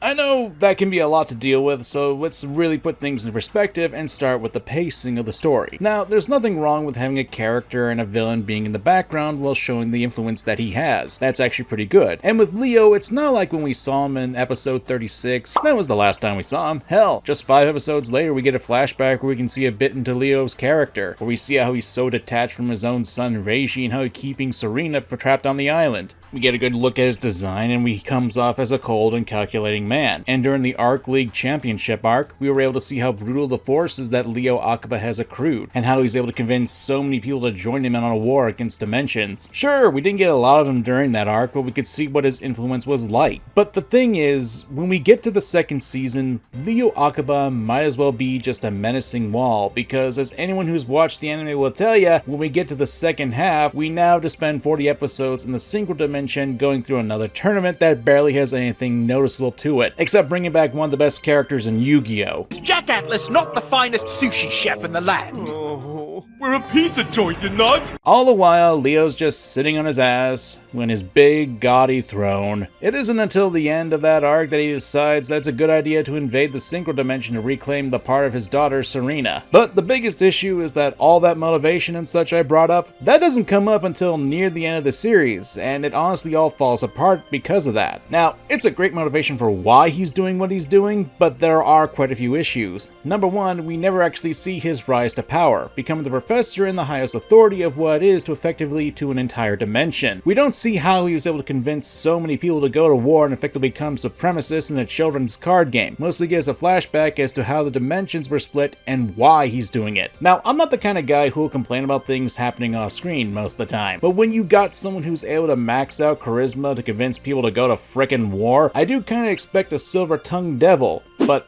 nope. Instead, we've got a bald idiot. And as a result, it confuses me how someone like this could have gotten the position he has in a dimension that he's effectively have no connection to. And it's not like it couldn't have a reason for how this goes about it. Leo Akaba was a scientist who created solid vision. Maybe his technological know-how could have been done the trick here and there and gotten him a position in the higher-ups of the academy. Hell, the show kind of implies this, but we never actually see it. But since there's no time to explain his rise to power, it hurts him as a villain since he certainly doesn't have the charisma to pull this off, and because we don't get his backstory until episodes 126 to 127, it kind of leaves a bit to be desired for the guy who was built up to be the big bad of the entire series, except that's not even true, now is it? Of course, one of the biggest issues is due to a trope. So, tell me folks, have you heard of the man behind the man? It's a trope where despite there being a clearly established villain, another villain comes out of nowhere and basically steals the stage. And that isn't exactly what happens with Leo and later Zark, the latter being a villain that I don't really care for. Yeah, Zark. He tries to destroy the world, and almost immediately, Leo is no longer the bad guy. What he was doing was trying to reforge the world and stop Zark from resurrecting. As a result, the lack of proper build-up and how much focus there is on Leo, it ultimately hurts both Leo and Zark as villains because how rushed the last arc is to try to explain both of them, and it undercuts what Leo was trying to do severely, because Zark steals the role of main villain. This ties into the issue of his redemption, where it effectively becomes this. Boat, Jaws. Rawr, I'm gonna eat your boat, and then I'm gonna eat you guys. Rawr! Oh my god, what's that? It's bigger, Jaws. Oh my god, now we have a common enemy. We have to work together. You think I'm joking, but I'm not. Literally the whole thing is Leo screwed up, it gets pointed out, Zark gets revived, and then everyone just seems to have lost their brains and forgot that Leo pulled all this war crap. Well, say for one guy.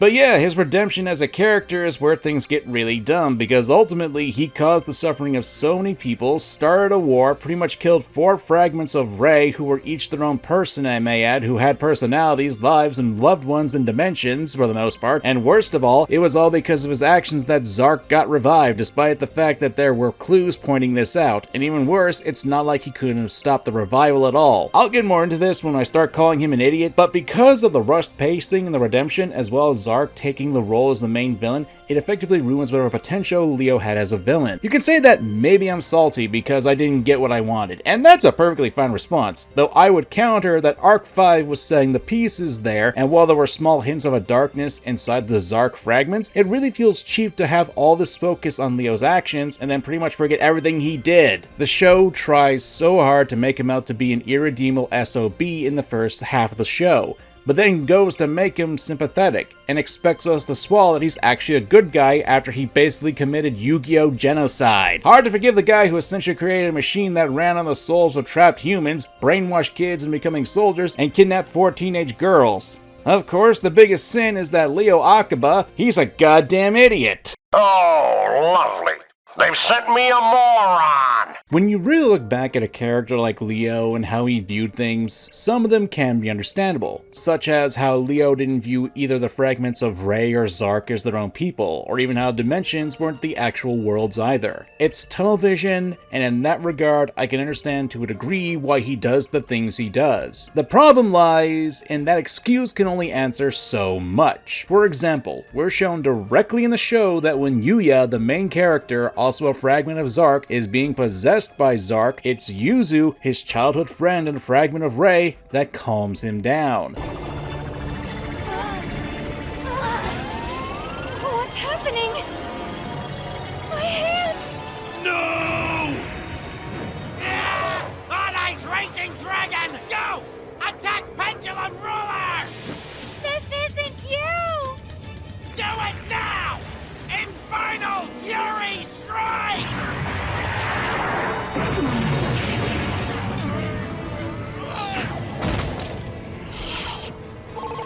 And this is done right in front of Leo, mind you. And what does he do? Oh, he decides that this doesn't matter and begins to fuse the girls together, making them fade away one by one. Which, shock of all shocks, since Yugioh was trying to save Yuzu from the professor here, and she's being killed right in front of him, that pretty much causes Zark to be revived. Then again, Leo thinks the best idea is to keep pushing the fragment of Zark into a frenzy throughout the time they're in the same room, provoking him constantly. Which, fun fact, there's a line in this episode where Leo chastises his son Reiji for working with a fragment of Zark. And the piece of Zark from the standard dimension is Yugioh. To make certain that Zark can never resurrect again, we must eliminate him. A few moments later. You talk about uniting the dimensions. How can you unite people when you break family and friends apart? So no, I'm not joining you, Father. But he just so happens to conveniently forget that he practically raised another fragment of Zark, Yuri, to be a child soldier and a frickin' psychopath. Hello, Pot. Meet Keto. Meet the dumb-ass baldy Leo, the dumbest hypocrite of them all. And don't get it twisted. We're told outright that Leo knew that Yuri was a part of Zark. But instead of, I don't know, killing the fragment of the guy who tried to destroy the world? Nah, that would be too stupid. Let's just train the guy to be a soldier, have him go to other dimensions unsupervised, hunt down the fragments of Rei. What could possibly go wrong? It's not like there's a chance that the other fragments of Zark would be close by to the Rei fragments. Oh wait! Literally, all 3 of them are childhood friends with a fragment of Zark. If at any point any of the fragments of Zark confronted Yuri to fight them, and Yuri beat them, then Zark would have been all that close to reviving, because Yuri would then absorb them into him. Did Leo do anything to stop the fragments of Zark before this part of the story? No, because you know what Leo Akaba is? He's moron. Even if you didn't want to kill Yuri when he was a kid, you literally could have done anything else other than turning into a psychopathic soldier. When you could have prevented the actual big bad from reviving by locking up one kid, you know you screwed up. I'd also like to point out that there was never an attempt to actually try to do things peacefully. The guy just decides to abandon his family, creating a teleporter to other dimensions, and decides war is the best thing to do. I guess the guy doesn't really have a silver tongue. And here's the thing, it wouldn't have been hard to make Leo out to be a good villain and sympathetic. Give me the fucking formula, crap!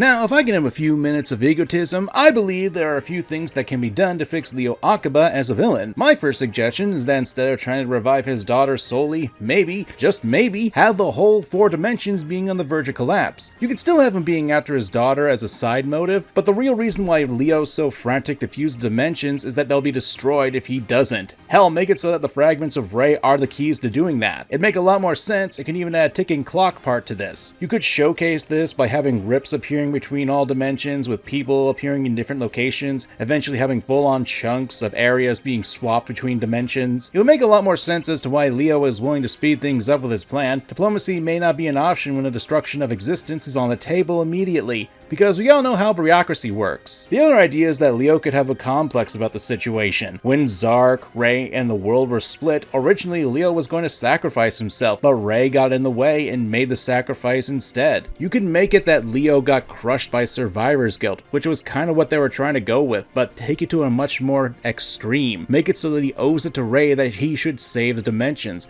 He even become to the point where he gets obsessed with doing that. Hell, even make it because of this that he doesn't realize that Ray and Zark did fragment. As far as he knows, they're both dead, and with the memory of his daughter fueling him, he tries to fix the issues that he did, going to the extremes. Of course, if all that didn't work, I'd personally like to see Leo Akaba get his ass handed to him by most of the cast after everything he did. That's really the biggest rut I have with the character. How after all the bad stuff he did, pretty much everyone just decided that he worked with us to defeat the real evil, so everything he did was under the bridge. Kurosaki was in the right to want to kick his ass. Leo didn't see any of the Ray or Zark fragments of people, which makes me wish this fan comic was actually canon. It's not like there aren't any ways to make his character work as a villain. There are countless ways, like actually keeping him as the main villain. But at this point, I'm going around in circles.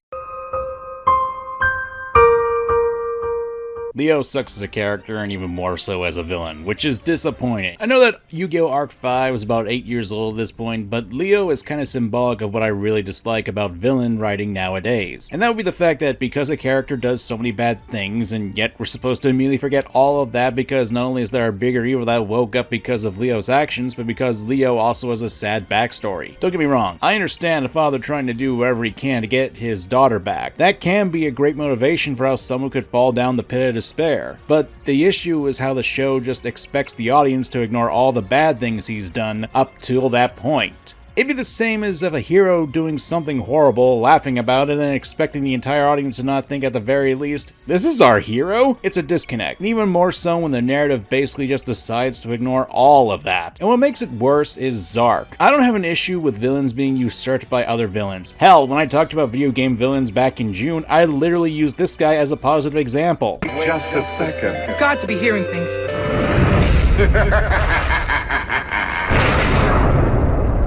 Hades? Who's Hades? The true master of the underworld. Sorry to keep you waiting, but now that I'm here, let's get this party started! Hades kind of comes out of nowhere and takes over as being the big bad for the rest of the game, which is kind of what Zark is. But unlike Hades and Kid Icarus Uprising, we don't get a lot of time with Zark since a lot of the focus is on Leo Akaba for the majority of the story when he's the main villain. By the way, go watch that video if you haven't. YouTube's being dumb and changing our algorithm, so I appreciate it. Leave a like on this one and that one. It helps out a lot. Hell, maybe if Leo was completely unaware of Zark being revived, it would have been better, because at least then you wouldn't have him mentoring a piece of the psychopath knowingly and allowing him to go around unchecked. Arc 5 as a series, it has a lot of issues. Most anyone who's familiar with Yu-Gi-Oh! Anime knows this, and to me, Leo Akaba is a great representation of its flaws. I think what's worse though is that we've had villains in this very franchise who had similar motivations, that they lost someone they loved and are willing to do whatever they can in order to get them back, having fallen down to the pits of despair because of it. The formula was already written, but for whatever reason, it was just ignored. In any case, thanks for listening to me rant about this. I've always enjoyed tearing into terrible villains, and if you have a villain you'd like me to look into, positive or negative, from games, anime, or whatever, let me know in the comments below. I want to expand my horizons and grow as a creator. And if you enjoyed the video, please consider leaving a like, a comment, and make sure you have that bell on. YouTube has been changing things up and every little bit helps. Hell, consider joining up with my YouTube memberships, follow me on Patreon, Ko-Fi, or even on my Twitch, and even, hey, I got a Discord you can join too. Thanks for watching. I'm Manga Common. Have a great day, guys, and God, Arc 5 was a mess. Maybe the manga version of it is much better and coming soon. Whosoever wields all 7 Millennium items will possess power unimaginable. And before I'm done with you, your Millennium puzzle will be mine.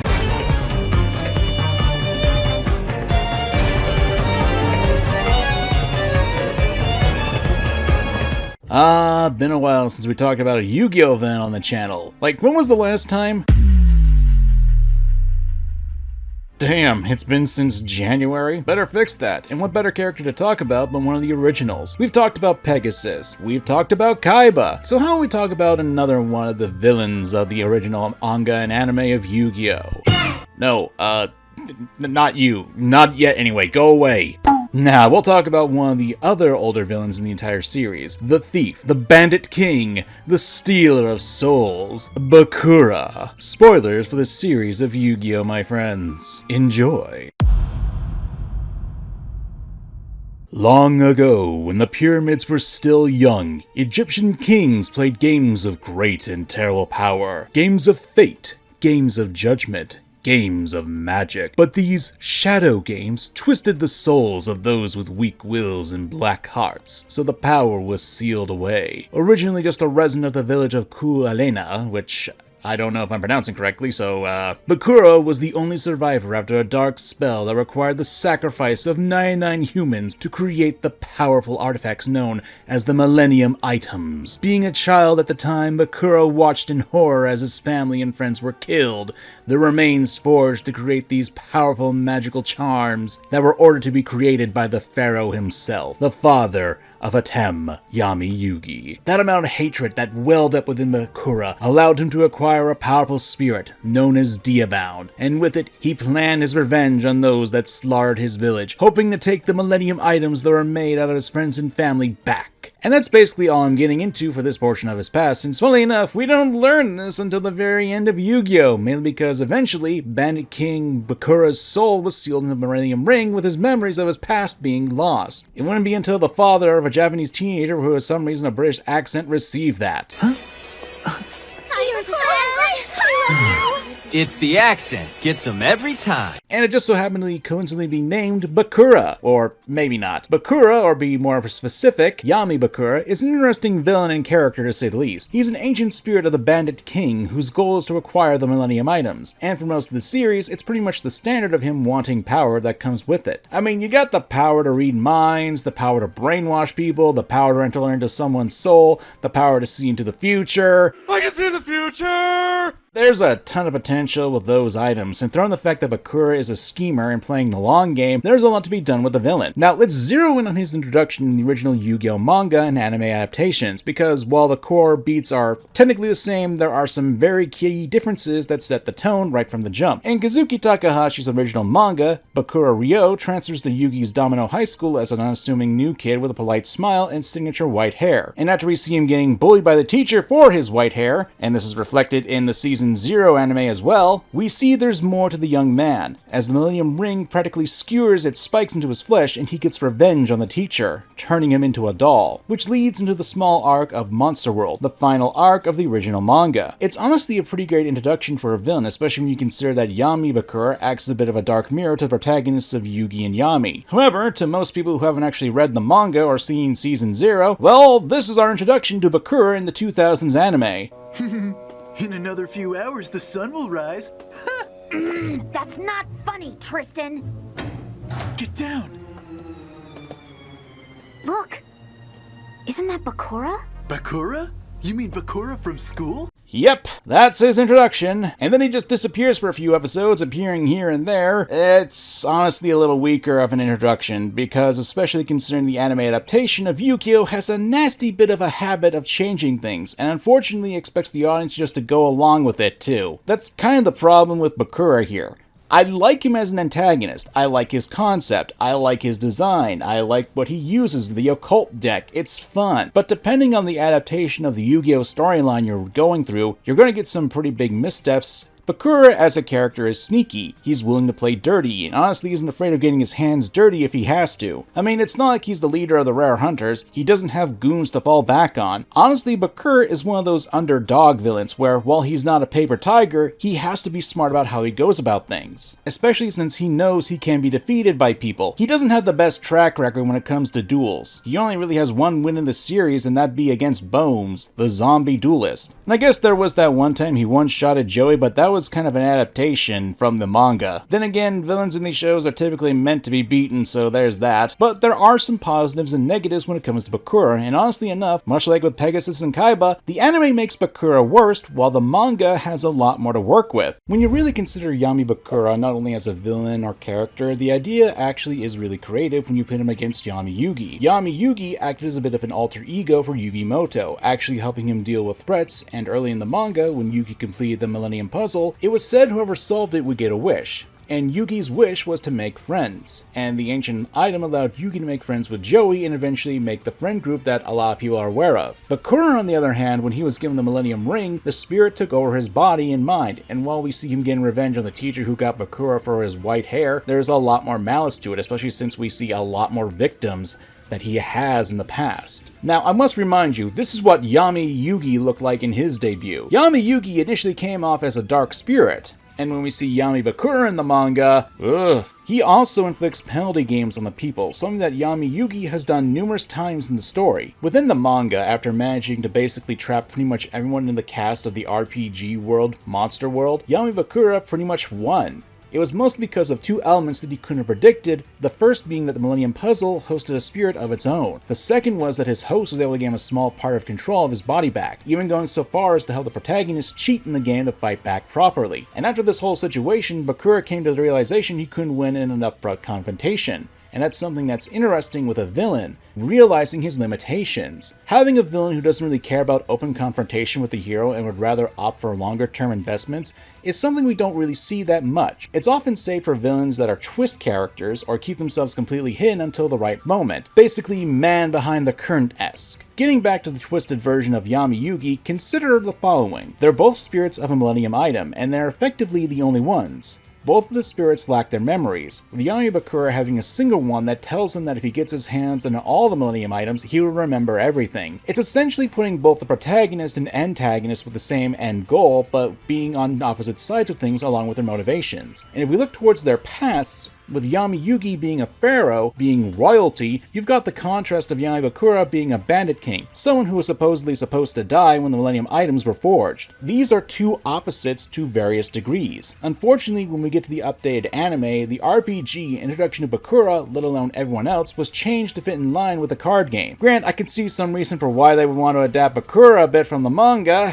Ow! But just because I understand the change, that doesn't mean I think it's a good one. I'll get more into this for the next section, but Bakura as a villain, when we look at his actions, we see that he'll take advantage of situations to get closer to his goals, keeping to the shadows as best he can. The bigger takeaway for the positive side of things is that Bakura takes advantage of Pegasus being weakened with his duel against Yugi, challenging the master of the card game to a match and effectively taking the Millennium Eye, which depending on which version you're experiencing, well, Bakura kills Pegasus, which is a very gruesome way of doing the deed, and considering that we spent most of the time with Duelist Kingdom establishing Pegasus as a very powerful character, it speaks to Bakura's intelligence on when to take action against him to get the Millennium Eye. Though I don't think you should be looking at Bakura, that is so unsanitary. The next time we'd see Bakura taking action would be the Dungeon Dice Monsters arc. Well, the manga version at least. Look, I like Dungeon Dice Monsters. I've made a video about it, and I've been doing my best to increase my collection to play with other people. But I have issues with the adaptation for that arc, but this isn't the video for that. During this arc, Yugi's Millennium Puzzle was being taken away by a third party, and it forces Bakura to act, especially since the item contains fragments of memories that are destined to be united. And this is the unsettling part where Yami Bakura is here to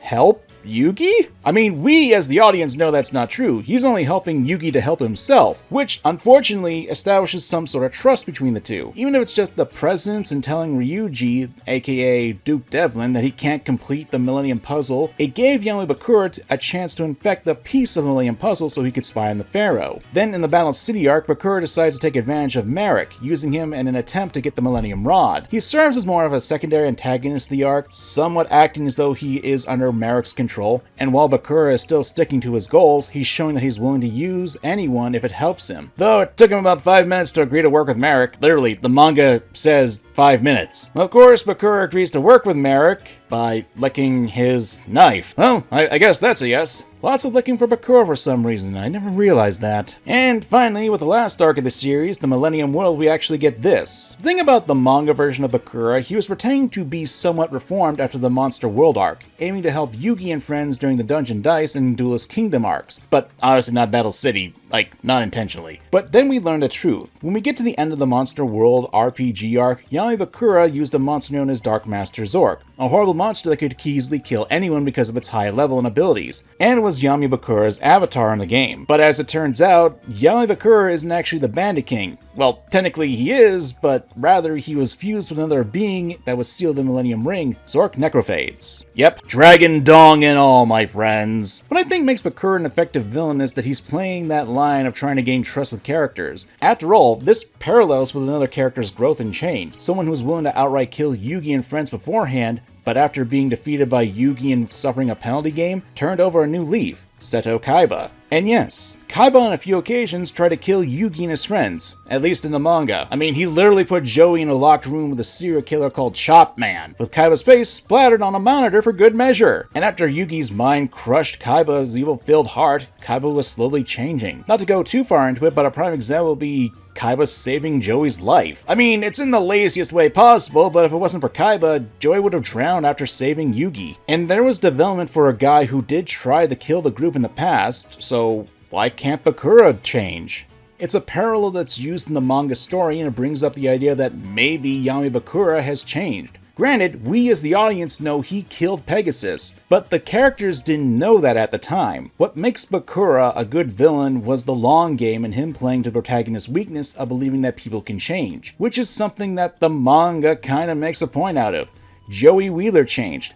Seto Kaiba changed. Duke Devlin changed, so why not Bakura? It plays into the trusting nature of the themes. And much like how I said with Vector, who essentially is the Zexo version of Bakura, it's something that really comes up and paints a lesson about trust and how people can take advantage of that trust of wanting to become better. Of course, that's the manga version. The anime version, on the other hand...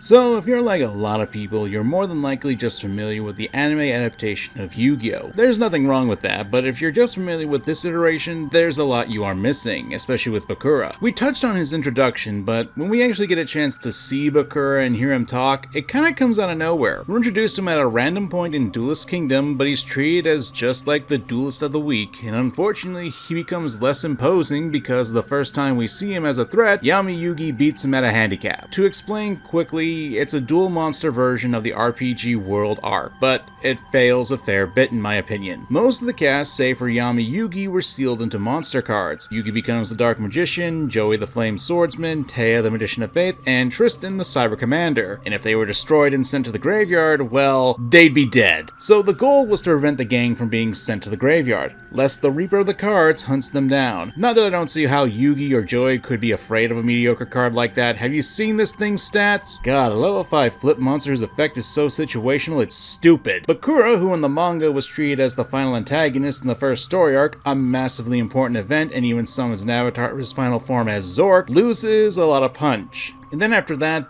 Bakura does nothing, at least until the anime exclusive scene happens where Tristan takes away the Millennium Ring and tosses it into the forest. So not only we have Tristan, a regular teenage guy, kicking our antagonist's ass, but this scene ultimately doesn't matter since Bakura gets the ring back almost immediately. I brought up the Dungeon Dice Monsters arc, and that gets adapted a little bit in the anime, but it's mixed with the introduction of Merrick, and it lacks the point that Yami Bakura is the one to help Yugi, setting up the seeds of deception, and that's just gone. Him just transferring his soul into a piece of the Millennium Puzzle after the duel against Bandit Keith. And after his loss to Yugi and Yami Merrick, well, Bakura just disappears. Yeah, filler happened a few times. the Cyberworld arc, and after Battle City we had Waking the Dragons, or aka the Doma arc. Then we have that Terminate arc. Yami Bakura is completely absent through almost all of this, which is kind of stupid, especially for the Waking of the Dragons arc. That arc almost had the Pharaoh's soul stolen, which was key to Bakura to revive Zork. I think you get the point. It's a lack of utilization for the character. For Duelist Kingdom, there should have been some sort of effort of making Bakura to be a more defined threat. Maybe have a scene where a group of cocky duelists come across Bakura before he comes to the group,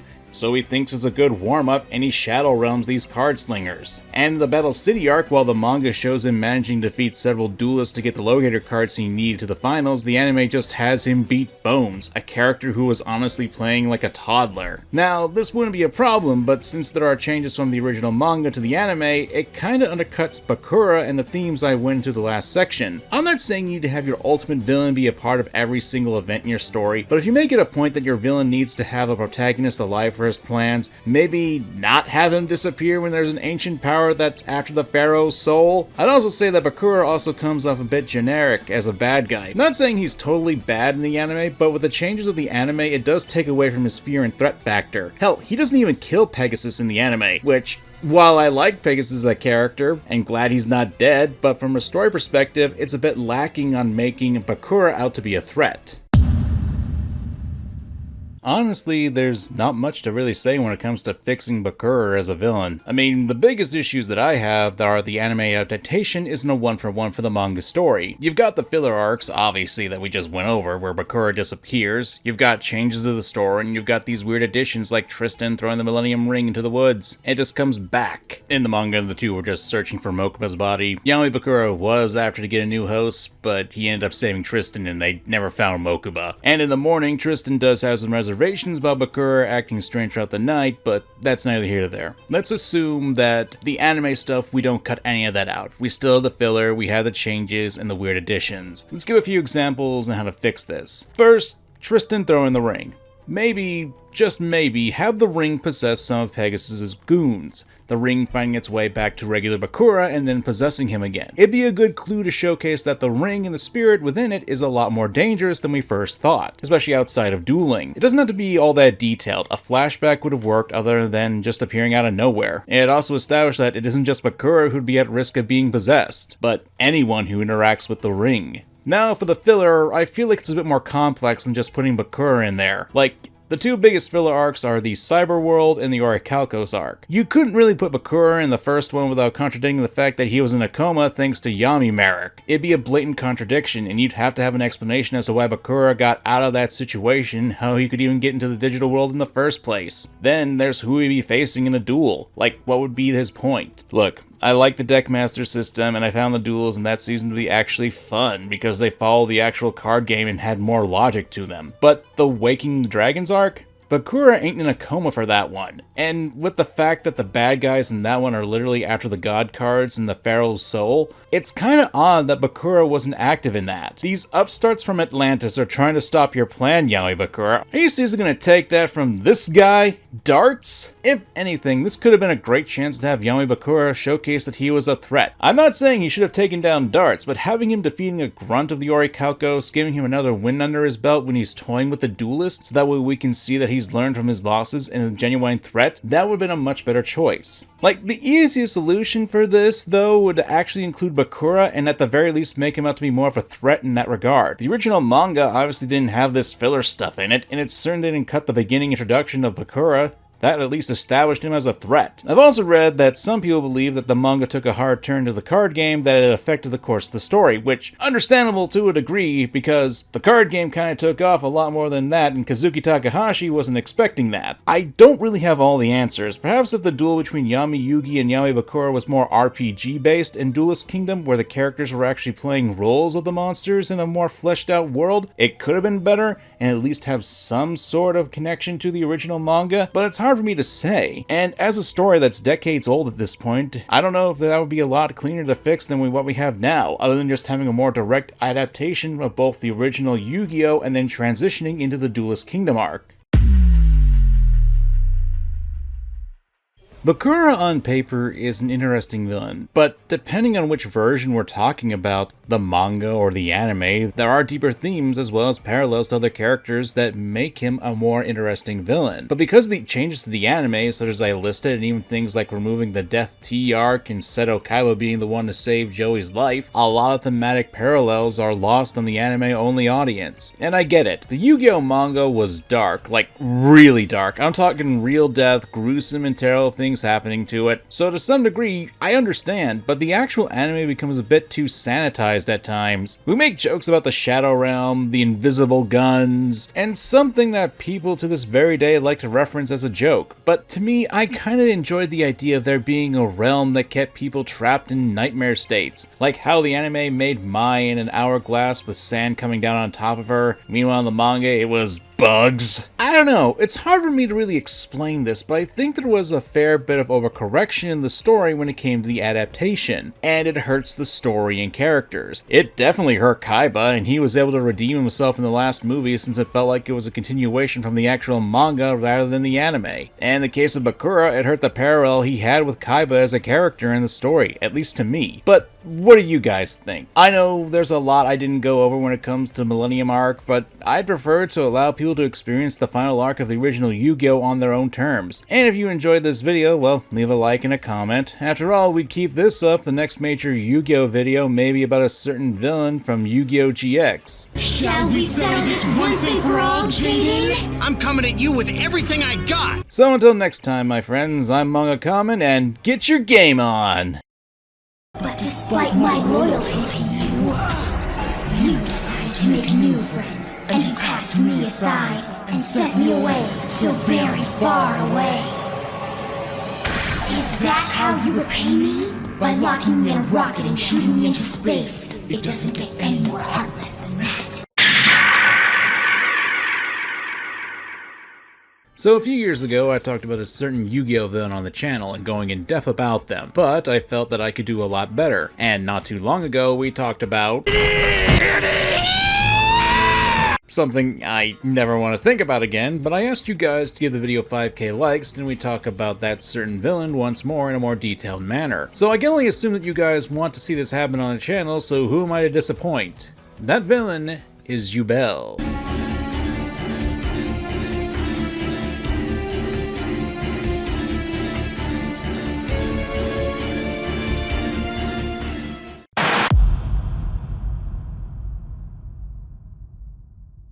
If you're not familiar with Yubel or the series of Yu-Gi-Oh! GX, let's take some time to talk about the setup. Yu-Gi-Oh! GX is the second incarnation of the Yu-Gi-Oh! Anime series, following the exploits of one Yuki Judai, or Jaden Yuki if you're a filthy dub casual. Huh? Nah, I just happen to have a soft spot for old ladies. I make fun of the dub when you reconsider some of the more out there lines. The one and only Gonzaloo! And when I say one and only, I really mean it. Because, my children, I am him. Red, blue, yellow, who cares? Those are just symbols the man uses to try to propagate social division. See, it's all a conspiracy of the political industrial complex to permeate the so-called free market. Sure, whatevs. Let's just throw down! Far out. It can be entertaining, but it comes off as more of an abridged series. But the basic concept is that Judai is going to Duel Academy in order to become the king of the games in Duel Monsters, and hijinks ensue. Stuff like an old man in a tube trying to resurrect ancient demons so he can get his six-pack back. I mean, you can grind meat on those things. Or an evil cult that's obsessed with purity and brainwashing everyone to serving Dio? Point is, when it's a school of card games, you're going to be dealing with some crazy stuff. Of course, our story actually begins way back before Judai even entered the academy. Years ago, when he was a kid, he had a card that meant a lot to him. That card was Yubel, a card that held a dual spirit. Quick rundown, dual spirits are effectively spirits that live within cards. Duh. Initially known as Ka and Ba in the original series, dual spirits would effectively use in other parts of Yu-Gi-Oh! After the original series. Back on the point, Yubel was Judai's favorite card, to the point where he'd always try to summon them out. And at points, he would even say he could hear Yubel calling him out. And anyone who would upset Judai, well, it wouldn't end well for them. It was a consistent thing too. Misfortune would plague the neighborhood kids, and eventually no one would want to play with Judai because of the threat that Judai unknowingly carried within his deck. I mean, tons of kids going to comas, that's definitely going to cause some issues. In order to stop this from happening and hoping to save Yubel, Judai and his parents thought the best way to fix this situation was to put Yubel into a satellite, launch it into space, and hopefully imbue them with the power of justice! I mean, this all sounds crazy, right? Who in their right mind would agree to a plan like... Cause I figure, if there is intelligent life out there, then let's teach them how to duel. I mean, Kaiba did find a way to get to the afterlife while he was still alive, so why the hell not this? The guy's got more money than God himself and does whatever he can to maintain his ego. But yeah, the idea was hopefully the cosmic energy of space would be enough to fix Yubel, but nothing ever goes right in these situations. So remember I brought up that cult? Yeah, it turns out it was powered up by something called the Light of Destruction. It infected Yubel, and eventually in the vastness of space, Yubel was driven insane by their isolation. But one day, that satellite that Yubel was in was returned to Earth, and all hell broke loose. So Yubel would make deals with characters like Professor Cobra, Amon Garam, Martin. One of these things is not like the other. Also, they could get back to Judai. It's not so much a revenge plot, but we'll get into that later. And there is a fair bit more to talk about when it comes to Yubel's backstory, but again, we'll get to that later. Especially when we have to consider another character that we have to discuss in this video, Judai himself. But before we get into that, let's talk about what Yubel is, a manipulator. Manipulative villains are quickly becoming one of my favorite archetypes, and Yubel is a manipulative character. Not a master manipulator who plays everything behind the scenes, but they definitely know how to prey on the weaknesses of people. One example would be Professor Cobra. Yes, I know. That is an actual name of a character in anime. At the time, though, Yubel was just an arm. They were burned up in the atmosphere, and that was all that was left, which Viper managed to get a hold of. And the moment he did, Yubel was able to interact with Viper's memories, learning about his adopted son who passed away. Yubel does have powers, as do a lot of spirits in the world of Yugioh. And one of those powers that Yubel has is related to the darkness in a person's heart. They can see the darkness of a man and can use that to see into the depths of their minds and memories. And with that power, Yubel was making a promise to Viper to see his son again, the power to make miracles happen. And all Viper had to do was effectively take the energy of duelists and pour into Yubel so they could recover their body. To be frank, Yubel did succeed with this, and was able to gain a good portion of their power to boot. And what was Viper's reward? Well, Yubel manipulated his memories and...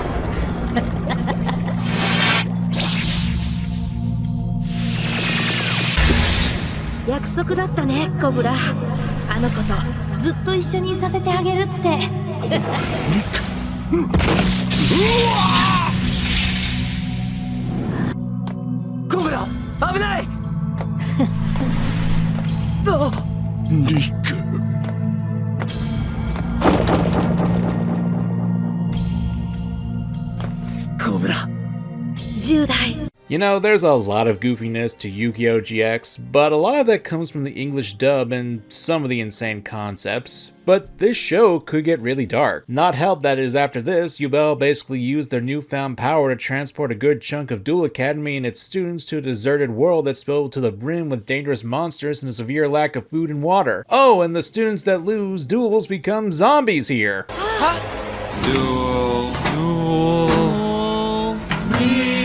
Great. Who knew they could sing? Something that Yubel uses to their advantage is that at one point after possessing a student named Martin so they could blend in, Yubel used the threat of hunger to lure in 3 students. What do you want? Just tell me, please! We'll do anything you want us to do! All I want from you is just one simple favor. Here. What are you waiting for? Go on. Enjoy it. Take a bite. Dig in.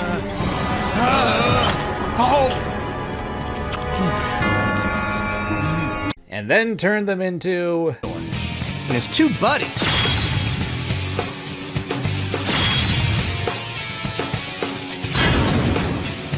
They have become the ultimate duelists. A fusion of human and dual spirit. You know, it's usually the GX videos that get me really thinking. I just got done talking about how a guy was effectively made to end his whole existence thinking about his son. And then we get to singing dual zombies and freaks in masks. There is some tonal whiplash going on here and almost snapped my neck at this point. But I think you get it. Yubel as a villain has a lot of manipulative tendencies, and it's not just stuff like this. At one point, Yubel possesses another character that's important.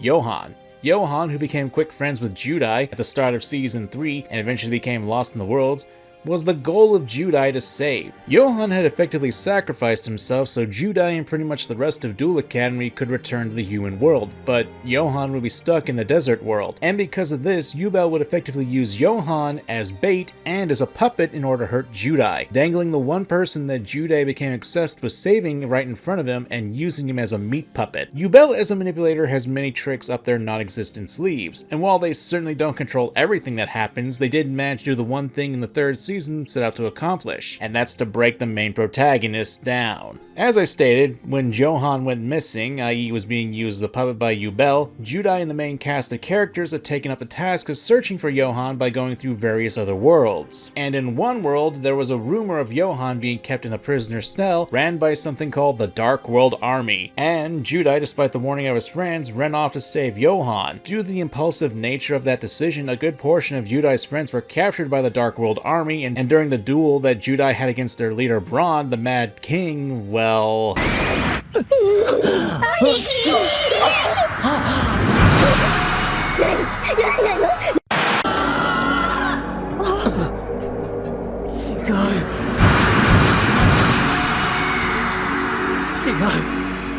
Yeah, they were pretty much sacrificed just so they could be used as fodder to create a powerful card. Super polymerization. A card so powerful it could fuse dimensions if possible. But there was another element to this. Braun was used as a pawn by Yubel, not just to get super polymerization, but also to awaken Judai's descent into darkness, becoming the Supreme King. No, not that kind of supreme. You see, this awoken Judai to the darkness that was buried deep within him, and turned him into a genocidal tyrannical king who was okay with ripping asunder not only other worlds, but people who would help him. And the thing is, yeah, Yubel put the pieces on the board for Judai, but what makes them a master manipulator is that at the end of the day, the choices that Judai made were what effectively led him down this path, and that's because Yubel knows Judai very intimately, and they take advantage of that fact. A master manipulator needs to be aware of the flaws of a character, and use them to the fullest in order to control someone, all the while making the controlled person have enough free will to make the worst decisions that they could, so that way the manipulator can have their hands be clean. It's why I'm not a huge fan of mind control when it comes to manipulators. It lacks that sort of personal touch that really allows the manipulator to get inside the head of their victim without forcing them to do anything. And I think that's what makes this all the more interesting, is that we know for a fact that Yubel can do this stuff, but they choose to not do it. They can twist a person's memories in the case of Professor Cobra, or straight up possess people like they did with Martin and Johan, but for Judai, they chose to not do any of that. No, they'd rather allow Judai's terrible decisions to do the work for them. And that's why Yubel works as a manipulator. They tempt people to allow Yubel in, preying on the insecurities, the fears, the desires, and of course, the mistakes within their heart. All the while, Yubel keeps their hands clean. They only really get involved when they have to, and that is why I think Yubel makes for a great manipulator. Of course, there's one question that I'm sure is on everyone's mind at this point. Why are they doing this? Yubel's motivations are probably the more fascinating parts of their status as a villain. And what is that motivation? Love. Love. Love. Love. Whose love? Your love. My love. Mm-hmm.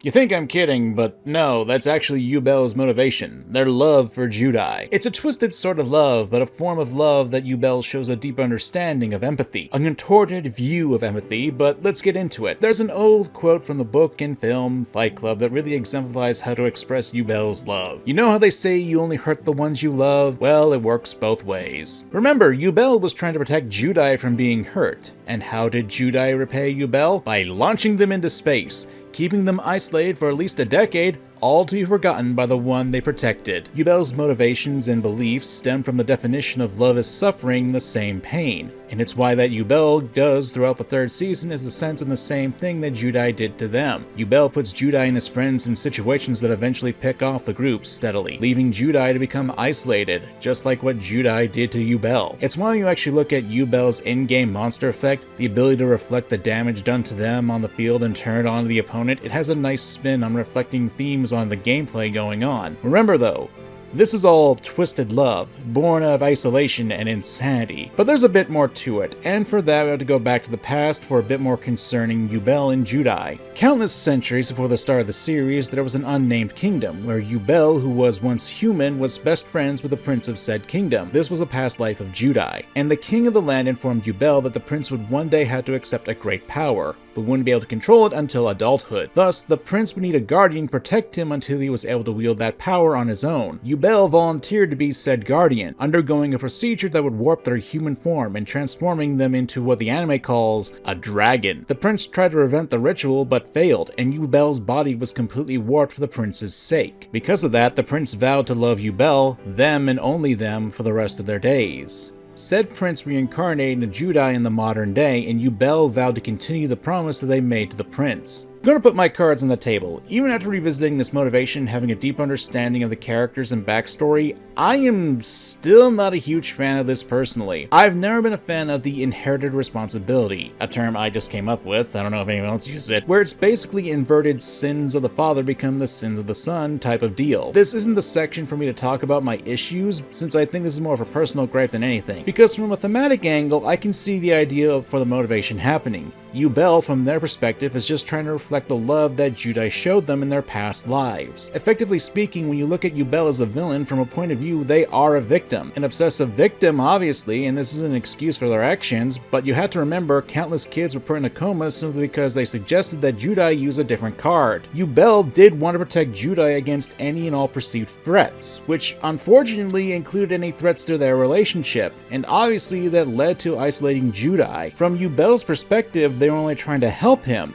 And how did Judai repay them? Pushing them away and pretty much burning them up when they return to Earth. これが10代の愛の形なんだって。10代は好きだから僕を痛めつけ苦しませているんだって。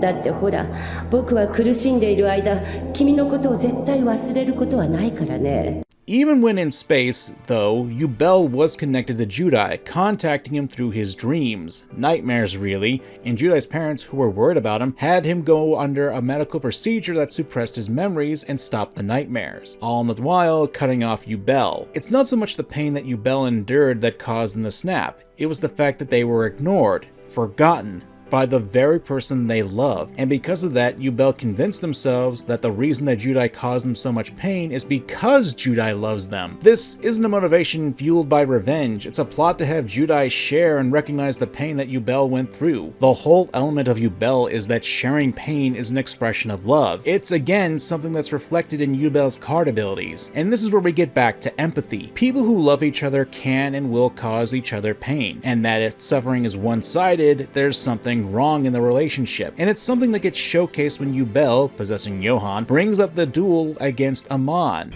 分かっているよ。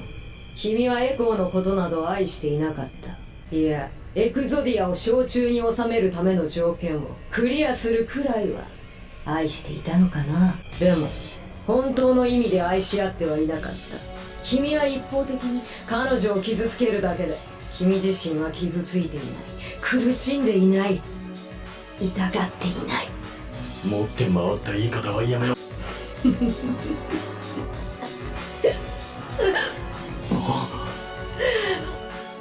僕は傷ついたよ。苦しんだよ。痛かったよ。だから10代にも同じ思いを味わってもらっているんだ。それが愛し合うということなんじゃないかな。 It's a thinly veiled cry for empathy from Judai. It's a cry to be saved, and to make things more unbearable, Judai goes across dimensions and worlds, giving up everyone and everything to save someone who, technically speaking, he only just met, but not Yubel. Not his childhood friend, not the person who protected him, it's Johan. The show makes it clear that Judai is willing to do anything and everything to save Johan, ignoring Yubel and every other one of Judai's friends in the process. And this does lead to Judai eventually being isolated. He did abandon his friends and became the Supreme King, genociding countless dual spirits in the process of forging the Super Polymerization card. In a sense, Yubel's motivation is to have Judai understand the pain and suffering that Yubel went through. The only reason why Judai was able to come back was because of two of his friends who wanted to save him. He got lucky that his friends didn't put him down like a mad dog. Yubel is a complex victim, and part of the reason that Yubel is because of Judai. 必ず助けるからな。ヨハーおかしなことを言うんだね。君は暗闇の牢獄に僕を幽閉し、じわじわと苦しみを与え続けてくれたじゃないか。それなのにどうして今度は苦しみの鳥かごから友達を解き放とうとするんだい。ことはちっとも見つけてくれなかったくせに。ずるいよ10代。ユベル。でも僕は諦めないよ。And because of Judai's refusal to empathize with Yubel, even after everything that Judai has done in the third season, it fuels Yubel to continue their cries of help, hurting others in the process. Yubel isn't the big bad villain that Judai needs to slay in order to save the day. Yubel is the imperfect victim that's screaming to be saved, not be ignored by the hero of this story, who we now gotta talk about. You're still ruthless. You can take the kid out of the Supreme King's clutches, but you can't take the Supreme King out of the...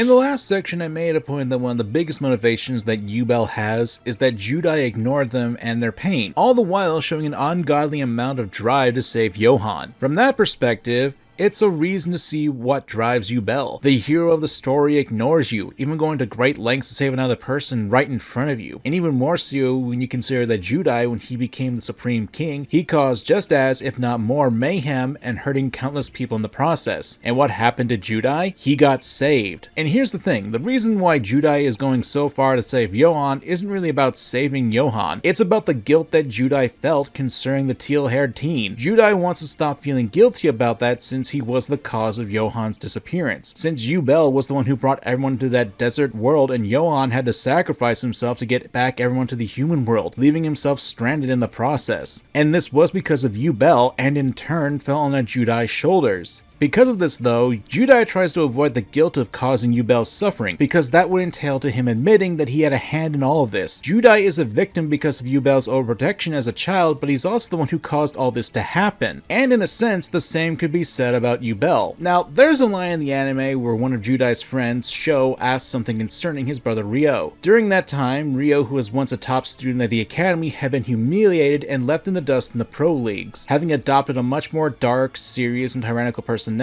that would help him out through the duels. It got to the point that he would cause harm to people with shock colors, and that would actually cause pain. Being the younger brother, Sho asked if someone close to you went off the deep end and couldn't go back to how they were, even if you don't like the person anyway, what would you do? And Judai replied that despite Ryo changing, he's still close to him, looking after the person until the very end, even if he didn't like them, just to prove that someone would still care about another person. You can see the issue here though, right? Judai effectively turns away from Yubel and not living up to the advice that he was so ready to give out. It's hypocritical, and while there are some issues with how it's done, this ties into the theming of Season 3 for Yu-Gi-Oh! GX. And that's growth and maturity. Yubel acts as a reflection of Judai's worst qualities, everything that the guy hates about himself, and that's why he rejects that part of him. The whole idea of Season 3 was to point out how Judai can't be carefree. He can't ignore his problems, and he can't just kill Yubel to make the problem go away. He has to do the hard thing and save Yubel. He has to acknowledge Yubel's pain and make the sacrifice to save them. 俺という存在がなくなってしまうとしても、俺は構わない。不動を発動。俺とユベルの魂を一つに。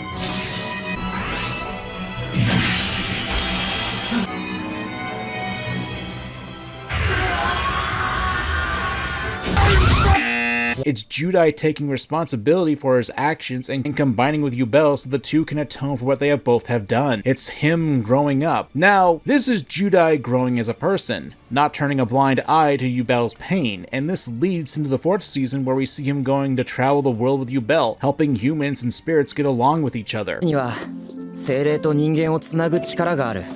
世界のどこかにその力を必要とする人たちがいるかもしれない。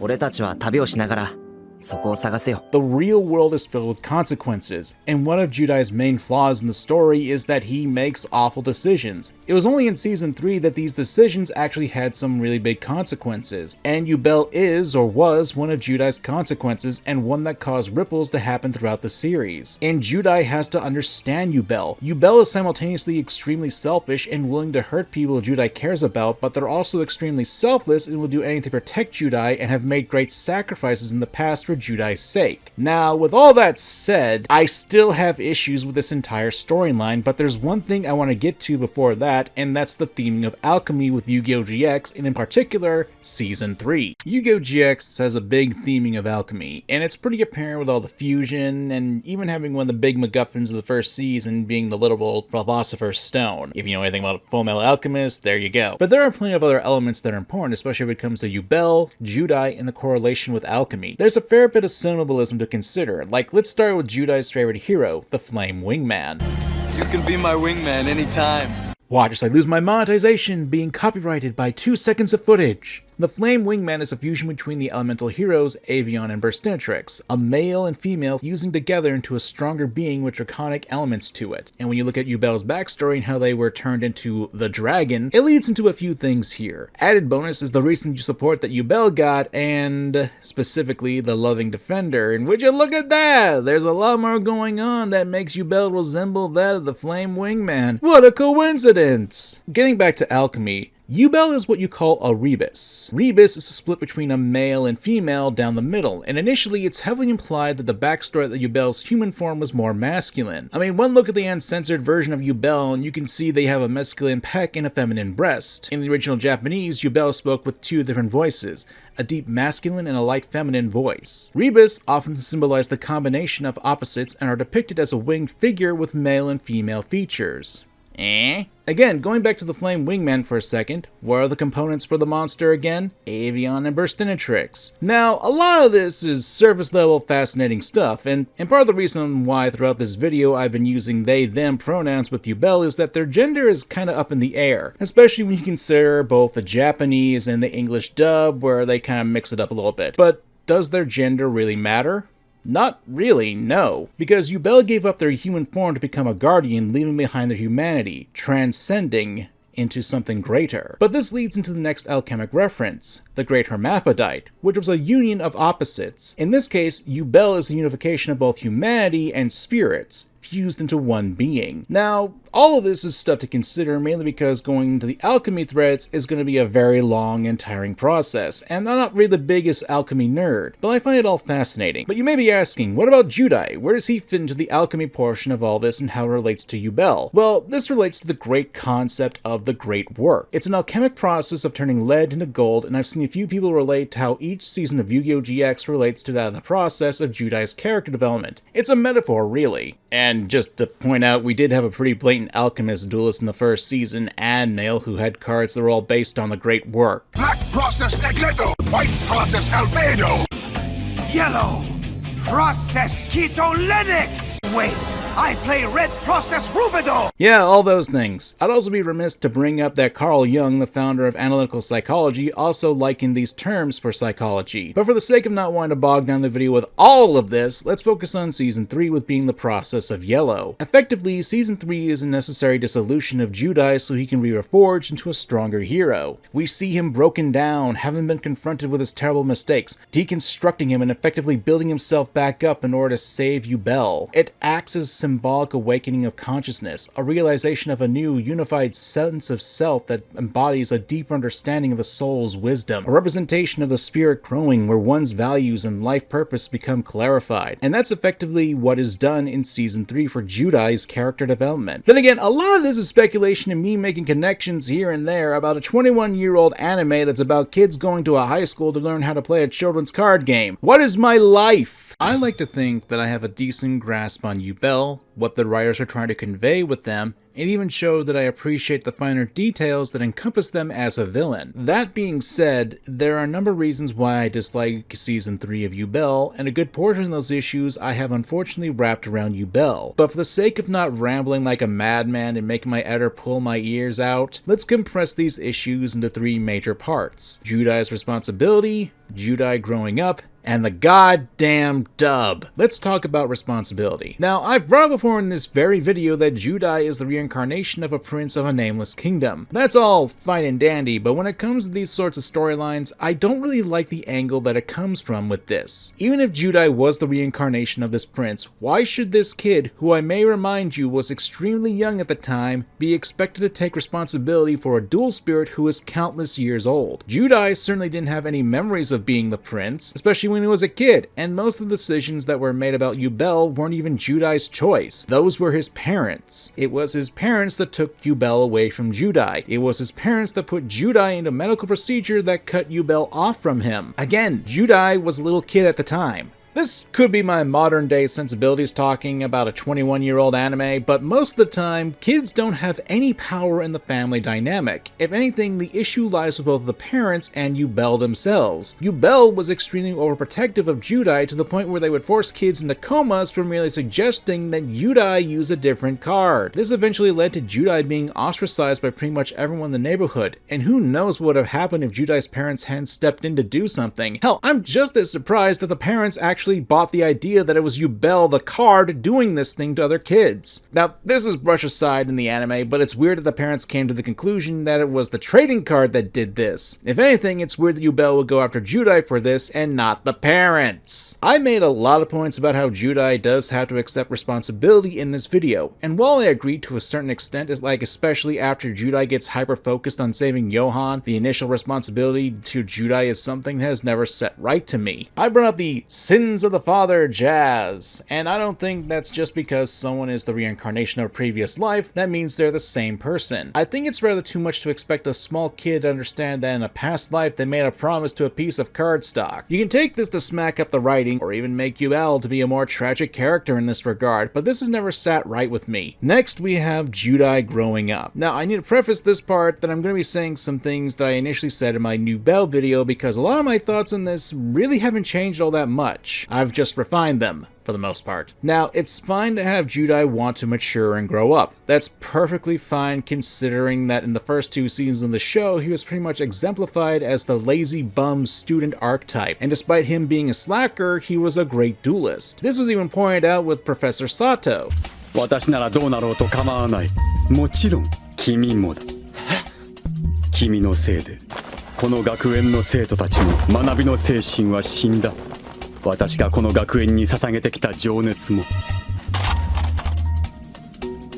Judai君、君にはその責任を取ってもらおう。ちょっと待ってくれよ。Or Professor Stein. But in any case, your uneducated answer illustrates my point. You're a fool. A clod. You've got the brain of a Paleolithic Cro-Magnon. Watch your language. I'm just a kid. Jaden, you mock everything I value. You've attended 1 class in the last month, and you slept through half of it.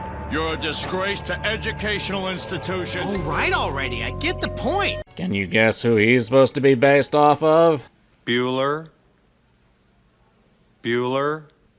Point is, there's nothing wrong with pointing out the flaws of a character and then throwing that in their face to have character development, but because of this, it caused a massive tone shift from the first 2 seasons. Let me play my hand, because one of the things I enjoyed with GX was the lighthearted tone in the first 2 seasons. And don't get me wrong, the show did get serious in the first 2 seasons, like how another character, Manjome, had to deal with the pressure of expectations from his older siblings. 俺は兄弟の落ちこぼれなんかであるはずがない。勝って勝ち続けるんだ。もうあさってもその次もその次の次も勝って勝ち抜くんだ。誰も俺の背負っているものの重さなんか分かりゃしない。勝ってと言うだけだ。いつも勝ってと。At the time, it was more lighthearted, and as a reminder, I'm still talking about the original Japanese version. There's always been this mentality in fiction that I can't really stand, and that's the whole more serious, darker equates to good mentality. Season 2 ended with Tyranno, Hasselberry, turning into a T-Rex, flying out into outer space with Neos, and smashing up a satellite to stop an evil cult leader from mind controlling the entire world. Stop! First strike is yours.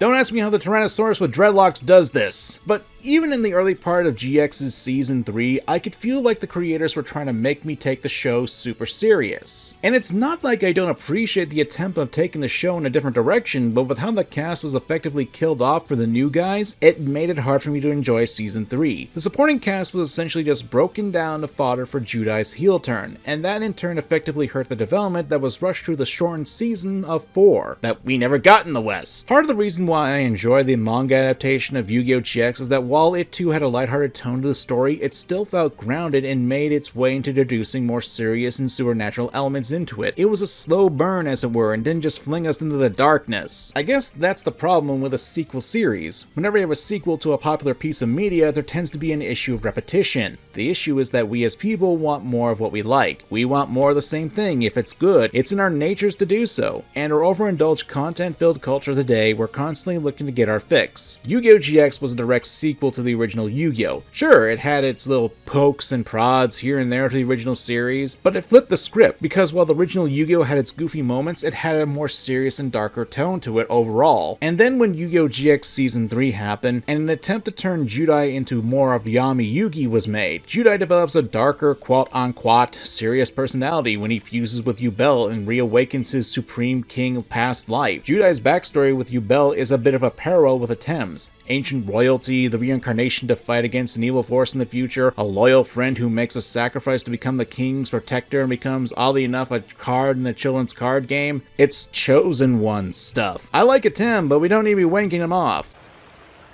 Alright, who's gonna jerk me off? The first season of Yu-Gi-Oh! GX made fun of this concept. Even the dub did it when had Cyrus wondering why it was destiny for him and Jaden to be this ancient pharaoh and I'm your guardian Seto. And Jaden just goes...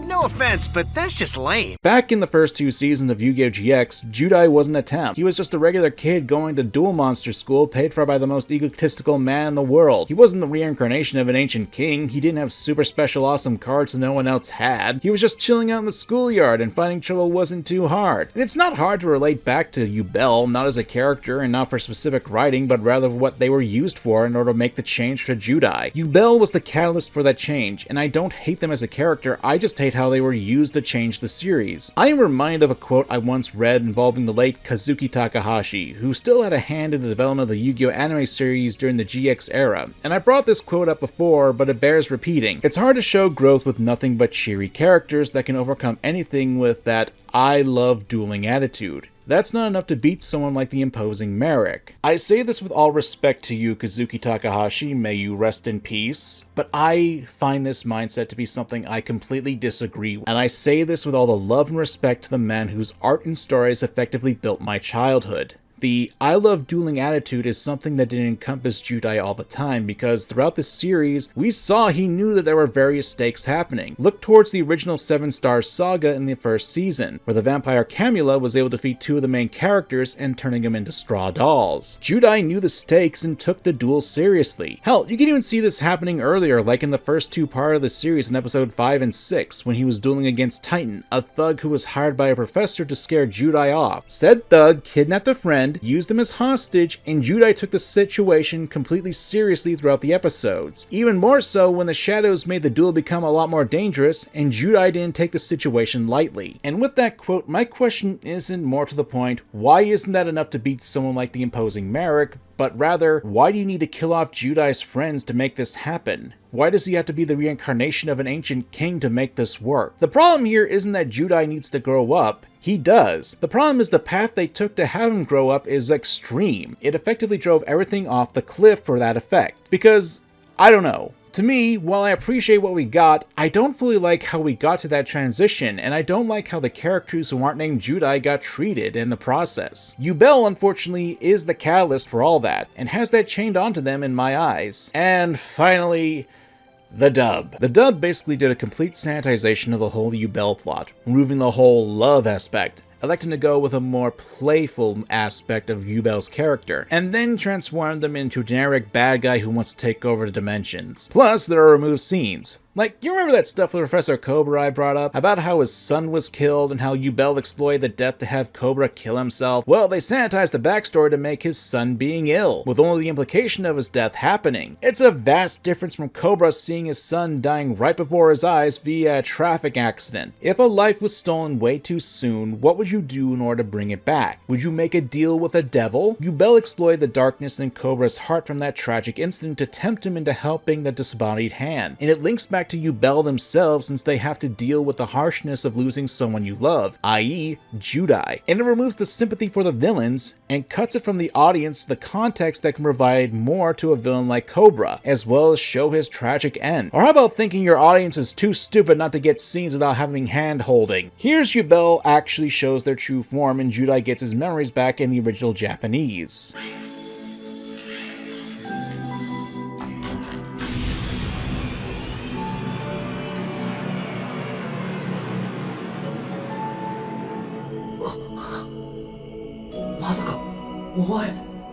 It's a scene that says a lot without having to say anything really. It allows the audience to come to its own conclusions, accompanied with a sad soundtrack. It expects the audience to realize what's going on. It respects your intelligence. Meanwhile, in English, everything I did for you, and I wasn't going to let anyone come between us.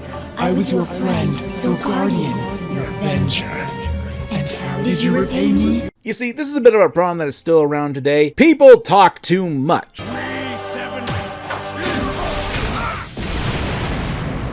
Sometimes you need to let a scene breathe and have a little faith in your audience so they can understand what's on screen. But I guess that's a little too much. Rest in piss, 4Kids. The bigger issue is that it holds your hand, making you think that you can't understand this without being directly told. And need I bring up the blatant censorship of Yubel's design? Pretty much kneecaps the whole alchemy effect because, oh no, boobs. I mean, boob! And there are tons of other examples to talk about this sort of thing, but we're on page 23 of the script and I'll leave it with this.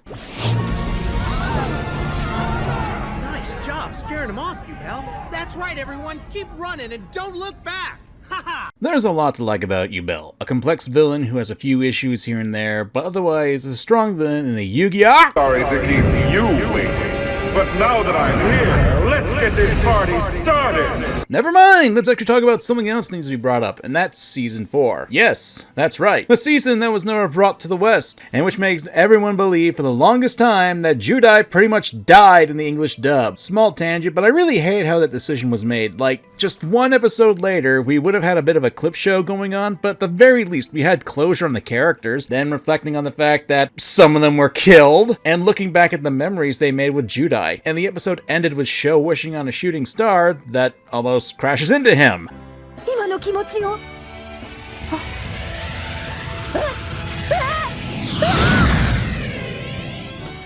And it turns out that was actually Judai, and he's asking if it's fried shrimp day, ending the show and subsequently the series on a smile from Judai. At least that's what I hope would have happened. That would have been a much better ending if it was dubbed, because at the very least, you'd have the audience know about what was going on with the characters, and even end on a happy note that Judai would be back with his friends, while still having a bit of mystery of what the frig's going on. This is already getting off topic though, and I don't want to speculate as to why 4Kids thought this was a good idea, but maybe another video down the line. Honestly, I'd love to make a video dedicated to Judai. Maybe if you guys are interested, we can get about 5k likes in the video, and maybe leave the comment, "Get your game on," to let me know that you got to this part of the video, and helps the video out a lot. Anyway, one of the things I've talked about in this video is that in order to save Yubel, Judai had to essentially fuse with Yubel, with the two becoming a single entity. While this doesn't make Yubel into no longer a character, they act more like a part of Judai, giving him supernatural abilities and acting like an Epsi of Etum in the original Yugioh. They become more of a support role for Judai,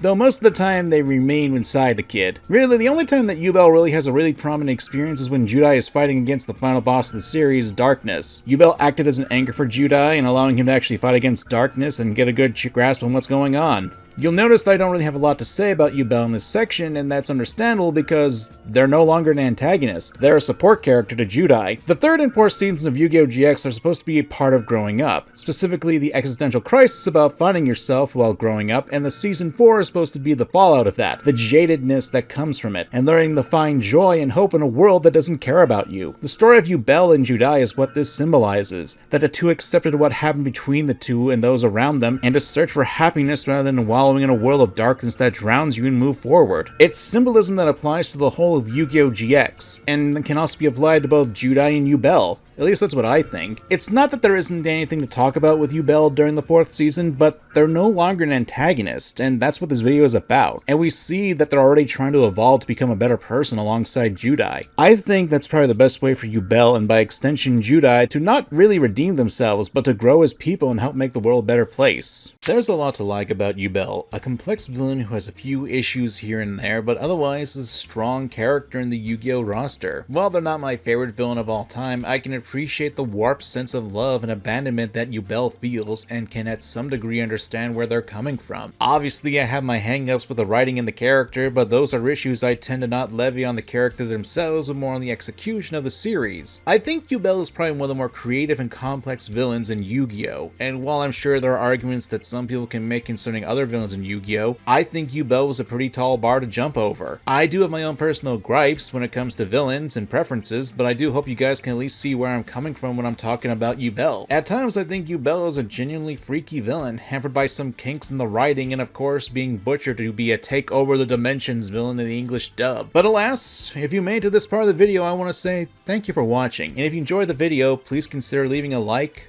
a comment, and support the channel by sharing the video. And if you're on mobile, be sure to use the hype feature. It helps push the video into the algorithm a lot more. But if you want to help the channel further, please consider supporting us via Patreon, Ko-Fi, and our channel memberships. This helps the videos we make come out even faster. I intend on making big changes on this channel, and one of them is to have videos like this being available to everyone one day early, having them be unlisted and available for official Discord servers and member-only posts here on the channel. There are a lot of big changes coming, and I hope you guys can stick with me through that as well. Among a comment, and thanks for watching.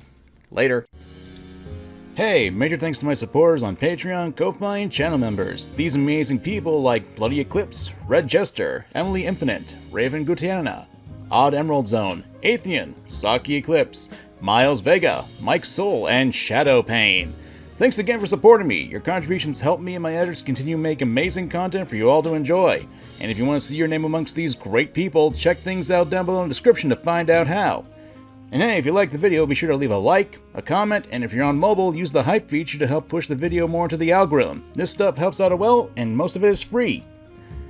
And if you reach this part of the video, YouTube thinks you'd like to see these videos, so be sure to check them out. My coming out.